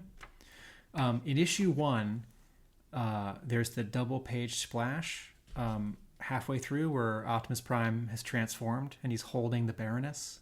There's like a yellow sky behind him. Oh, yes. Okay. When you turn back one page, on the right side, you see the Baroness and Cobra Commander and then Optimus Prime transforming. Yep. What do you see on the left side? It is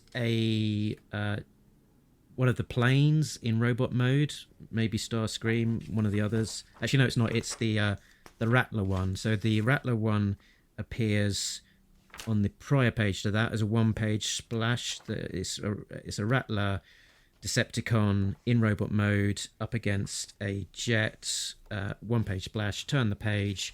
Top half of the page. It's then the robot punching that plane. Okay. Sorry, because I've got the single issues in front of me, and on the left side where Baroness is talking to Cobra Commander and then Optimus Prime is transforming is a full page ad for issue number 2, and in terms of formatting, artists and editors need to keep track of what's on the left page and what's on the right page, because if you have a 2-page splash, and then let's say a single page and then a 2-page splash, that single page either has to get dropped from the collection, which no one does, or you have to insert some kind of like blank or neutral page, because you have to always deal with multiples of 2, left page, right page. Yeah, there is one. So because they're not doing covers as well, quite often the covers are used as a way of breaking things up or sort of balancing out the pages of a story, but they those are all in the back. So they do one interesting thing, which is I think it's the first page of issue number 2. It opens up with quite a big close up of Destro's face with all of the reflections. Is that right, or is that issue 3? issue 3 opens up with Destro's face with all of these reflections of Soundwave, and I don't know if it's entirely successful, but it's quite an ambitious splash page, and quite an interesting image. And it's kind of busy. Yeah, it's a bit. It's a difficult one to pull off. It's obviously quite ambitious in terms of the approach. The page on the left of that in the collected edition, what they've done is they essentially repeat a part of that panel. They just to separate out the dialogue. So it says, "How many of them have you completed?" as just a single page.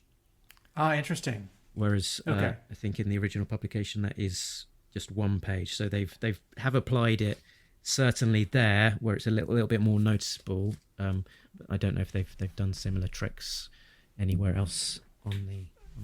The reason why I asked is that in issue 1, I mean, as someone who's made comics, sometimes when I see a double page splash, like at the beginning of issue 1, and then just a few pages later, another double page splash, I think, oh no, do they have an even number of pages?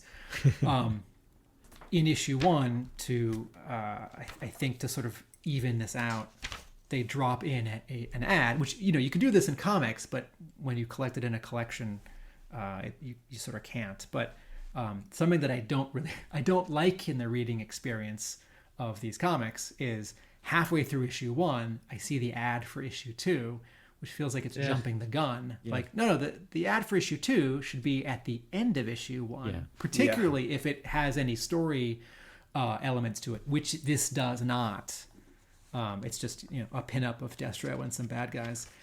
I talk a lot about storytelling, and in the drawings, having the quote camera sort of close enough or far enough so that we can see everything, or if something changes, or if people are in the same space together, we need to see them in the same space together.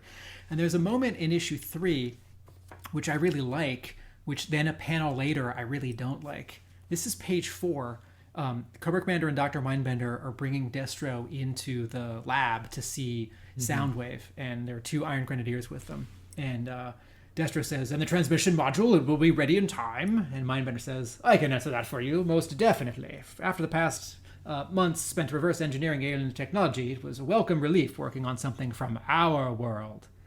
And we're looking past, up on Soundwave's shoulders, where we see, 2 Cobra Techs and a Techno Viper.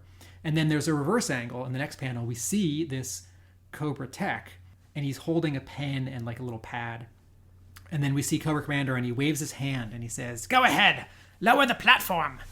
And then the next panel, that Cobra Tech is sort of welcoming Destro, sort of shaking his hands, and he says, "Do you know how to control the machine?" And then the next panel, Destro says something snide to him. And I was thinking about this page, and there have been many moments in the Devil's Due publishing run in the first 2 years, written by Josh Blaylock, where there's a wordless panel where Blaylock just takes a beat for someone to think or see something, or just a little bit of silent, wordless pantomime. If someone goes in a door, someone's looking at something. And I like that he takes the time to do that, the valuable real estate. I like this moment where this Cobra Tech says, but I don't actually understand what he's saying or what he's reacting to. Is he intimidated that Destro is here? Is he nervous because he's behind schedule? No one asked him a question. And the dialogue that immediately precedes this panel of him saying, doesn't lead me to believe, it doesn't connect entirely with this. I sort of expect his dialogue to be like, "Oh, we're ready for you, sir. Come on up." But instead he says, So I think Blaylock is doing just some little bit of character business here, which I really like. But it's with a nobody character. It's not with a named Cobra. And it's not even with a tech who's said anything or done anything or got a name before this. So oddly, it's a weird, wasted panel. And then the next panel, which I really like, Cobra Commander is waving his hand and he says, "Go ahead, lower the platform." And I thought, what platform? because I'm looking on the first panel and I see these 3 Cobra, like the 2 techs and a Techno Viper, up on Soundwave's like shoulders, and I don't like when he says platform. Does he mean like have Soundwave like bend over so we can step up on his shoulders, or is there some like gantry or a little like elevator? And then I realized in the 4th panel, I think there is a little like gantry elevator. It's this sort of light gray blue thing that is in front of Destro, and I guess he's stepping off it, but it's like, wait, wouldn't Mindbender and the 2 Iron Grenadiers be on that as well? And so I know this seems like a nitpicking because this is just 2 or 3 or 4 panels on one page, and in general, the scene communicates what it's supposed to. Cobra Commander is showing Destro what they've done. Destro's impressed, and then there's like a newscaster saying something about the alien robots. But Miller needs to like pull the camera back so that we see this little platform that can move up and down in the first panel. And I always like that universal symbol for an edge that you might fall off of, like at the edge of an elevator or at the edge of a subway platform, which are the diagonal yellow and black lines. And if there were just some of those on this like weird cube thing that Destro's not really stepping off of. And then also, while we're here, let me say something nice about Mike S. Miller. On the next page, there's a great panel of Lady J and Flint running down the hallway. Great poses, cameras low, super exciting. But then, the colorists disappoint me because at the bottom of that, then the 2 panels underneath Flint and Lady J, I'm not sure if it's Stalker or Dial Tone. And there's a thing that a lot of colorists do in comics the last like 20 years, which is when they are coloring the skin of Africans or African Americans, they do it with a very light touch. And a lot of black characters in comics, to me, end up looking kind of just like all the white people standing around them, with like a little more red in them, or just very, very lightly brown skinned. And I think this is a case where it looks better on a monitor than it does when it's printed. I think colorists can be concerned that if they go too dark, it's going to print too dark, which is a reasonable concern. But other characters have like brown leather jackets and like dark brown hair.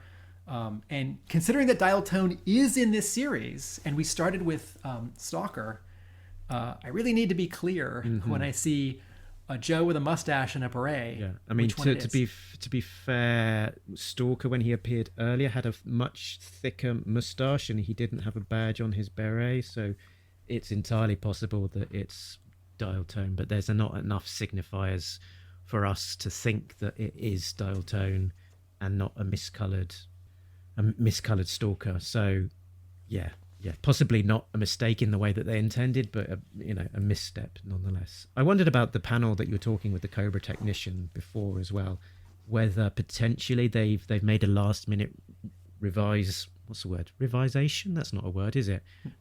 Revision.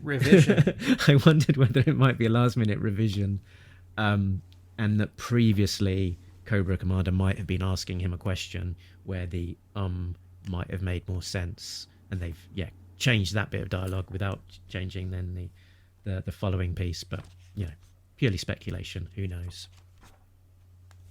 My final comment, it's 2 items on the final page of the whole story. I know I've already covered this, that I wish the Autobots and Decepticons had a few more sort of color, if not like shape signifiers when they're in robot mode.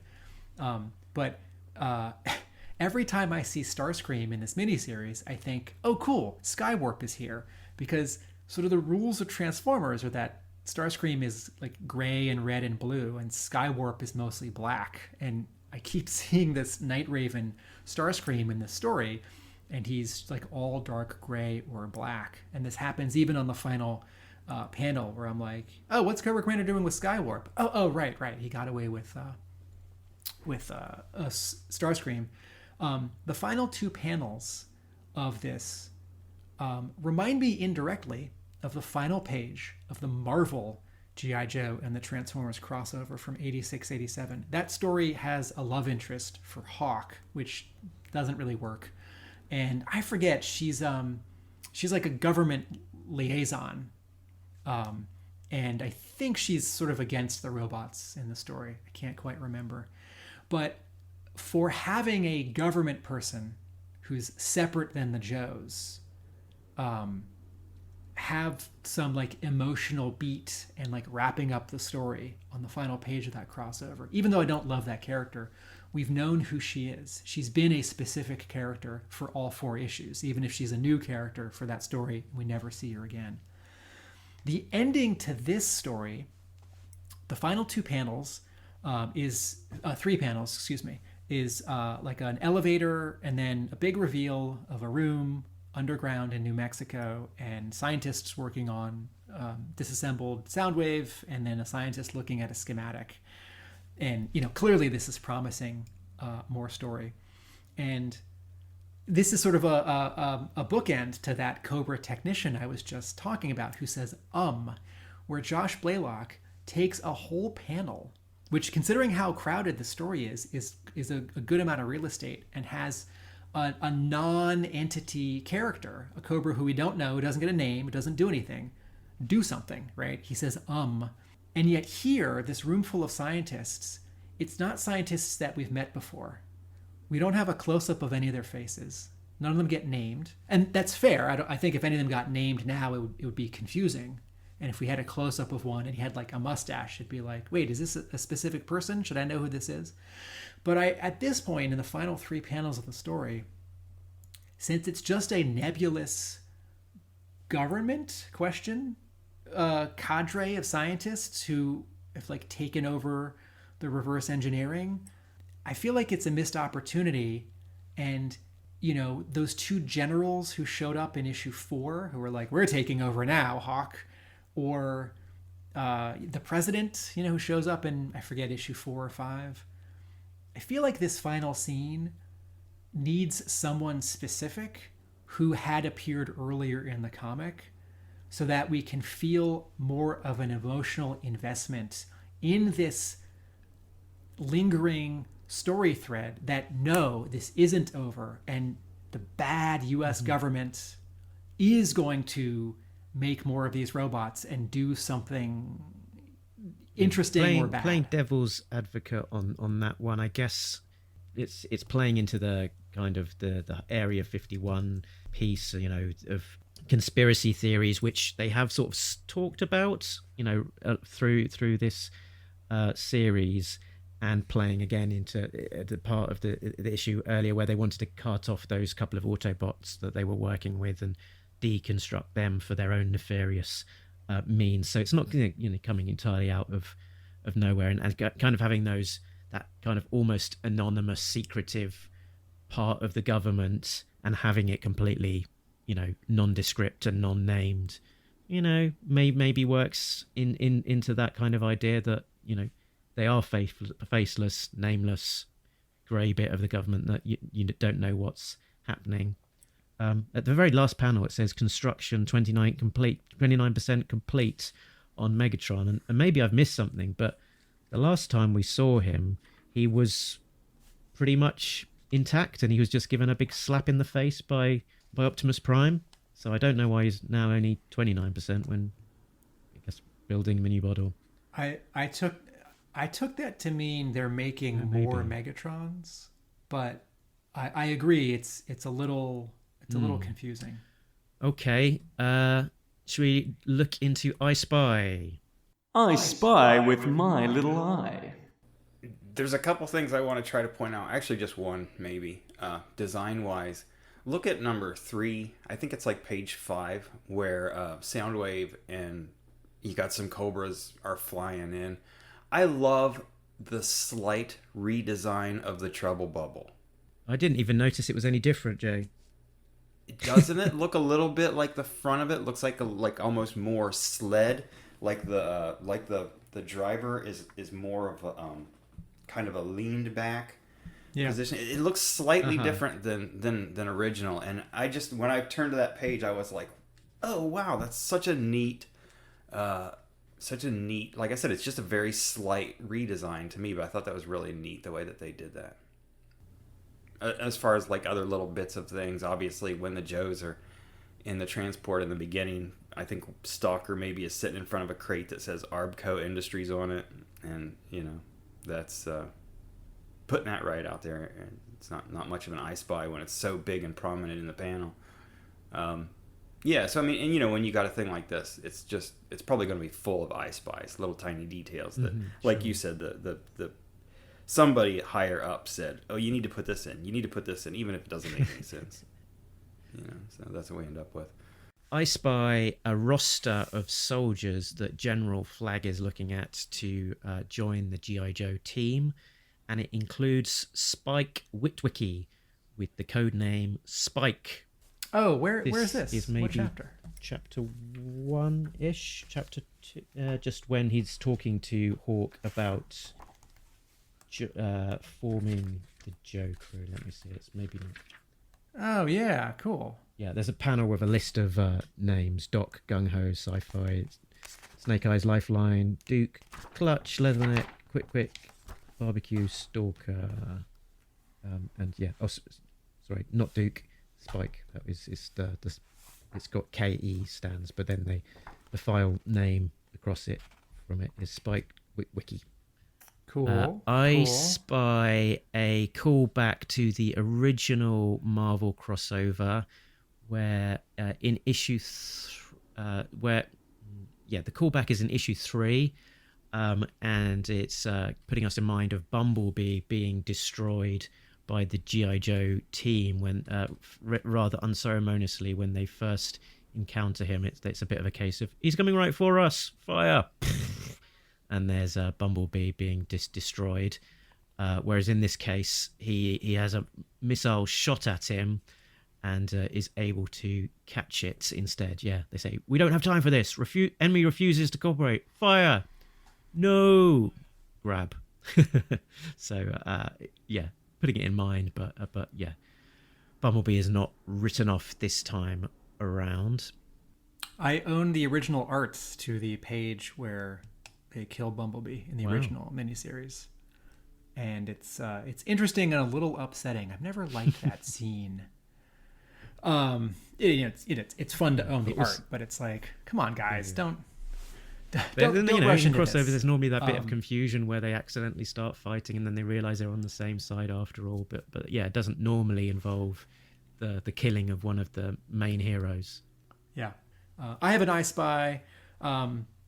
Mercer spits after he appears, which is a visual callback to him spitting on a scorpion in the 1987 animated G.I. Joe, the movie. And just as Megatron has his fancy glowing purple weapon as a hand replacement, which is a callback to the three first episodes of the 1984 cartoon. Megatron's line also at the beginning of issue 1 here, when he wakes up and sees Cobra Commander, he says, "I still function."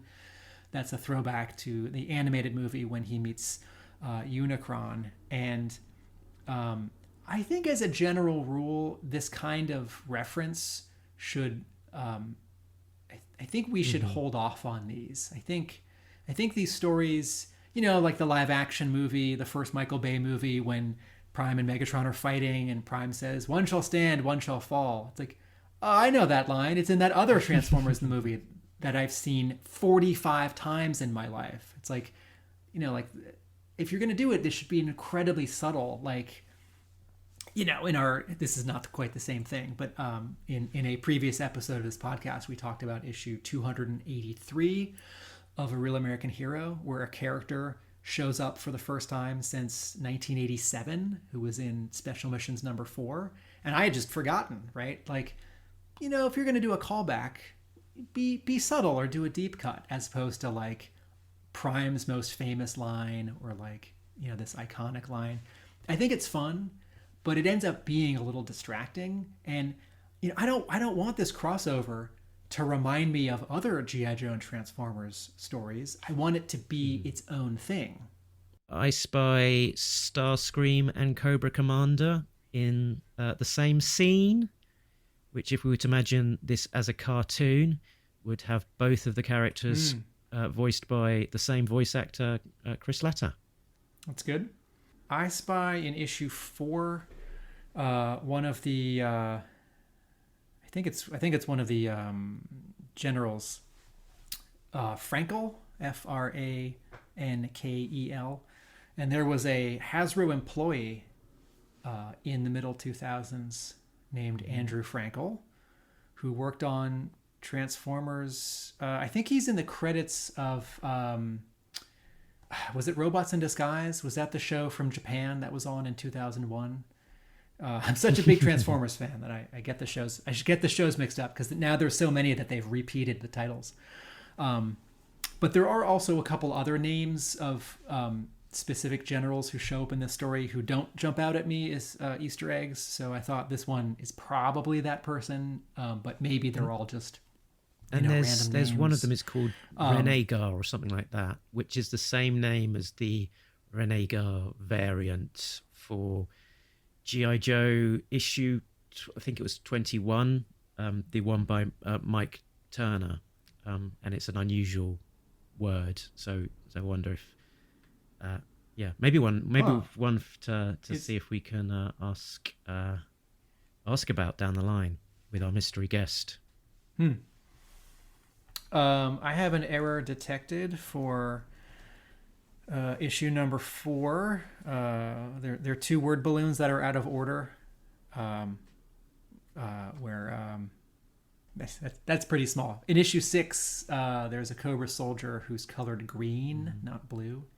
I've got a nice petty one which isn't too far off of yours, your two, which is a your and your error, YOU apostrophe RE versus YOUR. Your attack on the SDS center is a bit of line of dialogue in it. I don't know. I'm a bit pedantic about that, and that just gives me a little bit of a makes me feel a little queasy when that's happening. One of the comments that I wanted to make is that in a previous episode we were sort of comparing the final Josh Blaylock arc, issues 22 through 25, to the first Josh Blaylock arc, because they both have a lot going on and high stakes and sort of a big battle. And it seems that Blaylock got better in the 2 years. And similarly, here is a big crowded Blaylock story with really high stakes that comes at the end of his 2 years. And I don't think there are a lot of comparisons to be made between this crossover miniseries and that first arc.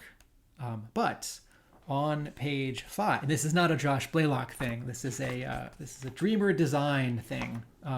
2 years later, in the final panel of page 5 of issue 1, Cobra Commander has 3 word balloons, and for some reason, halfway through the middle one, the eyes, the letter I, just have serifs.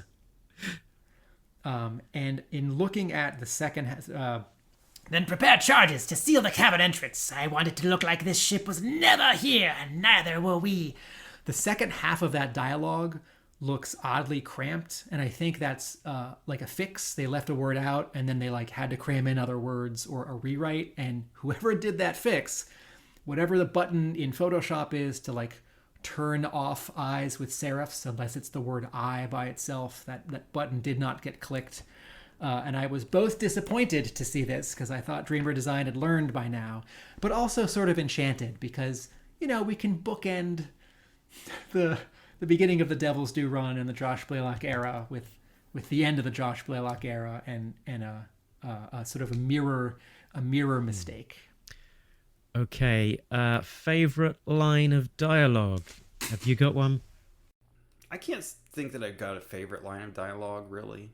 It's the one that I did at the beginning when I talked about sort of the scale of this, when sort of it's in issue 1, the his tanks have unloaded and Stalker says, "We're not equipped for this. We need heavy support fast." It's the first half of that. We're not equipped for this. That is symbolic of this new continuity where it's an origin sort of for all the groups meeting for the first time and us meeting them for the first time. It's like, oh, okay, well, the Joes are going to have to get their own Transformers, or I hope they meet some Transformers. Mm-hmm. I don't have a favorite line of dialogue, but I do have a least favorite line of dialogue. So I'm going to recycle your jingle, Tim. Wait, did I sing something? Did I make something up? You did. Mark, dialogue, Mark. Mark doesn't like all the dialogue. Here's some words that Mark didn't like. Also apostrophes in your. So my least favourite line of dialogue, the authentication is genuine, Mr. Mitchell, no matter how many times I double check it. If you double check it, you are checking it twice. If you Should if you're checking it 3 times, you're triple checking it. Right. Okay. Yeah. I'm sorry. Yeah. Okay. I've double checked it 5 times. Okay. So shall we do some Joeage scoring?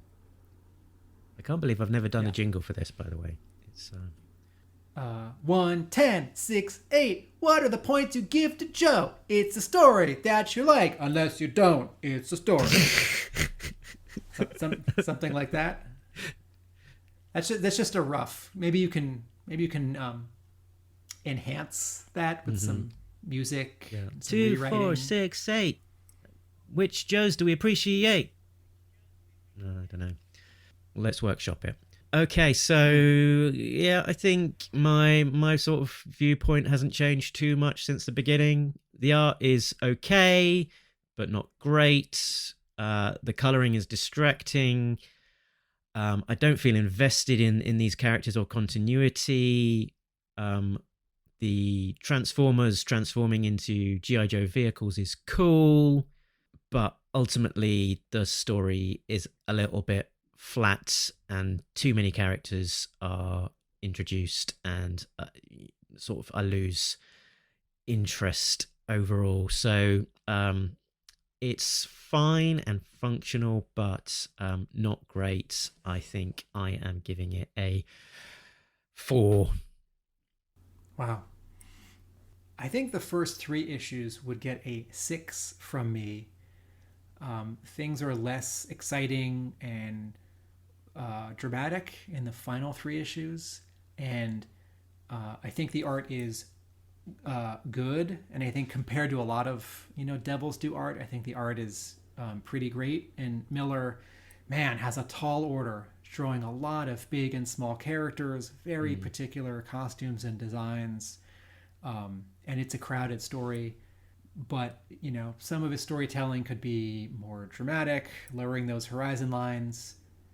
I agree. I don't love the coloring, but I'm much more willing to give this leeway in terms of Blaylock trying something new, or like making it just much more of the animated continuity, as opposed to the comic, which is clearly picking up from the Marvel continuity. I think I'm much harder on that because the stakes are higher for me.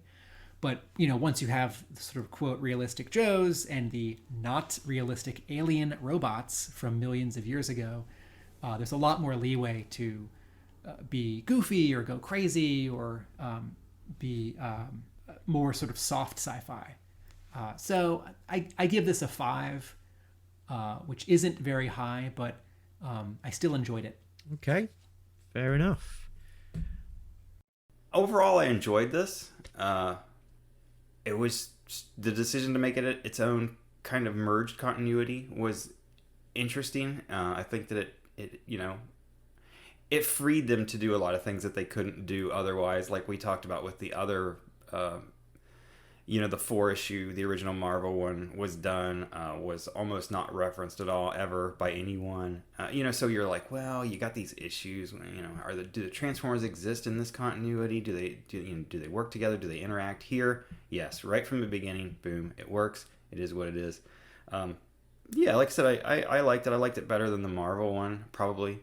I thought the art was better. It was more machines and everything looked better. A little more modern. Overall, I liked it. I'm looking forward to the second part of it. So what's your Joeage score? Oh, I'm gonna give it a 7.5, 7.5. Oh, quite high. Quite high. Yeah, it doesn't deserve an 8, but it's definitely more than a 6 for me.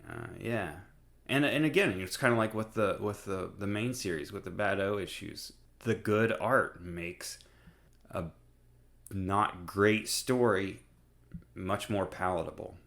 Mm-hmm. Yeah. The remaining question was what would be your level of excitement to reading series 2? Do you think? Oh, this is a good question. So I didn't read it at the time because I remember. I think where I lose interest is at the end of issue 6 here, where there's a panel where the Joes now have sort of their own like giant robots that look like giant robot suits based on like the snake armor, but they're like designed and colored as if each one is a specific Joe. And at this point, it's like, okay, I want G.I. Joe to be a G.I. Joe. I want Transformers to be Transformers. If they meet, I think we can do it once. But if they mix a lot, then it's like Mask. And I want Mask to be Mask. I don't want G.I. Joe to be Mask. And I remember that I think there was a cover for the third crossover where Hawk is holding the Matrix like on Cybertron. And it's like, cool. Also, like, no, I don't. It's just sort of too much and too deep now. Like, you know, as long as there's still a monthly Transformers comic and a monthly G.I. Joe comic, heck, you could have a like deep dive, bonkers, ongoing crossover comic. Not even a 6-issue mini and a 6-issue mini and a 6-issue mini, but these brands are such specific things to me in their different incarnations. You know, it's sort of like it's like the Porsche SUV. I think Porsches should be Porsches, and the Ferrari SUV. I think Porsches should be Porsches, and SUVs should be SUVs. And when you have a Porsche SUV, it's not a special Porsche anymore, and it's sort of not quite an SUV. Mm-hmm. So, for purposes of this podcast, will I read the second crossover and talk about it? Absolutely. Did I buy it at the time and read it? No. Yeah, I got to say, as lukewarm as I've given the review for this overall, when I got to that chapter break in the omnibus, I was tempted to keep on reading. Not tempted enough that I actually did. So I don't know if I'll scratch that urge immediately. But you know, I'm not against the idea at all of reading the next one. I certainly hope to be pleasantly surprised. So yeah, doors not closed. That's a good phrase to end that idea on. Hope to be pleasantly surprised, because you know at this point, you know, it's like, well, the original Marvel one and the later Marvel one, they're not a lot of fun. They're sort of weird. So every time a publisher comes back to try this, it's like, well, this might be the one, you know, that like does something so different, like the first Dreamwave one, which takes place during World War II, which is so strange and wonderful. Although it has some problems. We should definitely try and do that one as a special at some point. From it in. Cool. I have those issues from when they came out. I've got 2 pages of original art from it, actually. Nice. Very good. This is how the story goes. Attention. At this moment, you are now listening to Talking Innuen-Joe. If you are offended by words like sucking, flesh wound, willy, Pete, balls, crystal balls, hypno shield, whatever, take the tape out now. This is not a pop album. And by the way, suck my grandmother's brick in a Prada handbag. Time now for some Innuen-Joe, and it's a Transformers special. Ooh. So if you're in the right frame of mind, and specifically my frame of mind, a lot of Transformers names can sound pretty dirty. So I've come up with a list of 10 Transformer names, and I'm going to get through all 10 and see how many laughs I can generate. Okay, here we go. Both mics on, and we'll start. Hot Rod. ding, one. That was my first one. As soon as you said there's a lot of Transformers names, that was what popped into my head, and I thought, oh, I want to blurt out. I wanted to Hot Rod, surprise and you with this, said because it right otherwise off you the might bat. steal yourself ready for them. Okay. Jazz. Headmasters. I can just keep laughing now. You 'cause know, I've they already don't laughed. they don't call them headmasters anymore. We call them power masters now. That's so much better. Sideswipe. He's always on Tinder, that guy.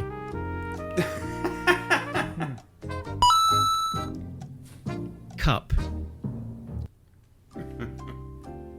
Blue Streak. Cup is short for pickup truck, believe it or not. Sorry, I talked over your next one. Blue Streak. Good one. Sea Spray. Slag. Does that mean the same in the US as it does in the UK? Yeah, should you tell our American listeners what slag means? Don't know, yeah. It's like I'll put it in a sentence. Shut it, you slag. It is I guess it's a derogatory term applied to women who may be slightly too forthcoming with their affections, let's say. Oh. Okay, here we go. Two more. Thrust. I'm smiling, but not laughing for thrust. And last but not least, RC. Oh, nothing for that. That was my grand finale. I think you should have ended with thrust. Yeah, or Hot Rod. It was so funny though. You said Hot Rod was your very first one, because that was the very first thing that popped into my head was Hot Rod. I'm like, it's got Rod in the name. Come on. See, I think I was about 7 out of 10 for that, maybe. There are some good ones. And now you've got the whole property in front of you, whereas with Joe, you've handpicked the good ones. So Mark's going to want to do more Transformers crossovers just for that. I think I've used the best ones now already. I was not holding any in reserve. You haven't used Missile Master yet. Now you. I think he's a Micromaster. I think he's from 90, 91. Forget. Yeah, Micromaster's quite a good one. Okay. Right. Okay, so Toy designers gotta love us. Next time on Talking Joe Disavowed, we will have an extra special surprise episode, so stay tuned for that. And then after that, we will return for G.I. Joe Frontline. The very first arc, issues 1 to 4, with returning hero Larry Hama. Back on the regular show, we will continue to be covering the ARA issues as they come out. The exciting new arc, Murder by Assassination, continues with artist Andrew Griffiths. In between that, we will also have bonus shows like the sketchbook shows. If you have not checked out our most recent one with Chuck Costers, please head on over to YouTube or stand by for the audio version of this of the show on the normal audio platforms. Quite a sensational collection there. Really enjoyed that. Where can people find you guys, Jay? Break Room Sketches on Facebook. Hopefully we'll be getting some more sketches up there before too long. Work's been really busy. We've had a lot of new people come in, so I've been training, and I just haven't had a lot of time to, haven't had much personal time. And Tim, I'm not forgetting. One was on my mind. Where can people find you? Go on. Don't let me interrupt. A real Whenever American. you're ready. Wow. A real Sorry, Tim. American. Wow. Missile Master. MissileMaster.com. I want Tim to do a combined blog that's called A Real American Book That's More Than Meets the Eye.com. Someday I'll do something with the Transformers interviews. It's catchy. It has all of it. I don't know if you should say that out loud on the podcast. Someone's going to nick that name. It's a little long. My website for our listeners is arealamericanbook.com. You can also find me at A Real American Book on Instagram and Facebook. Very good. You can find out more about this show on the usual places. talkingjoe.co.uk is the website that has them. Facebook, where if you've not yet joined, please do. Lots of good discussion over there.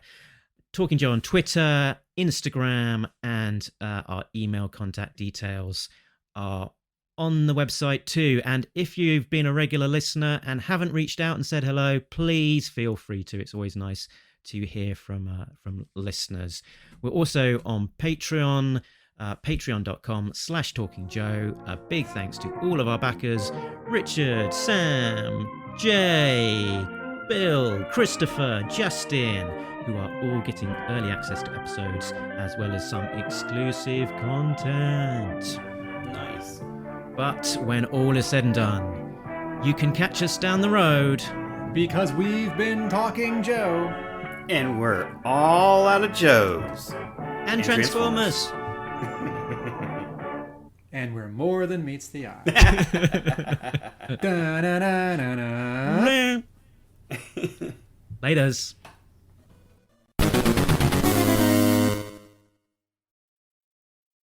And hopefully I can go get back to sleep for a couple hours and lather, rinse, repeat. Thanks for sharing. Life is work, sleep, and G.I. Joe, basically.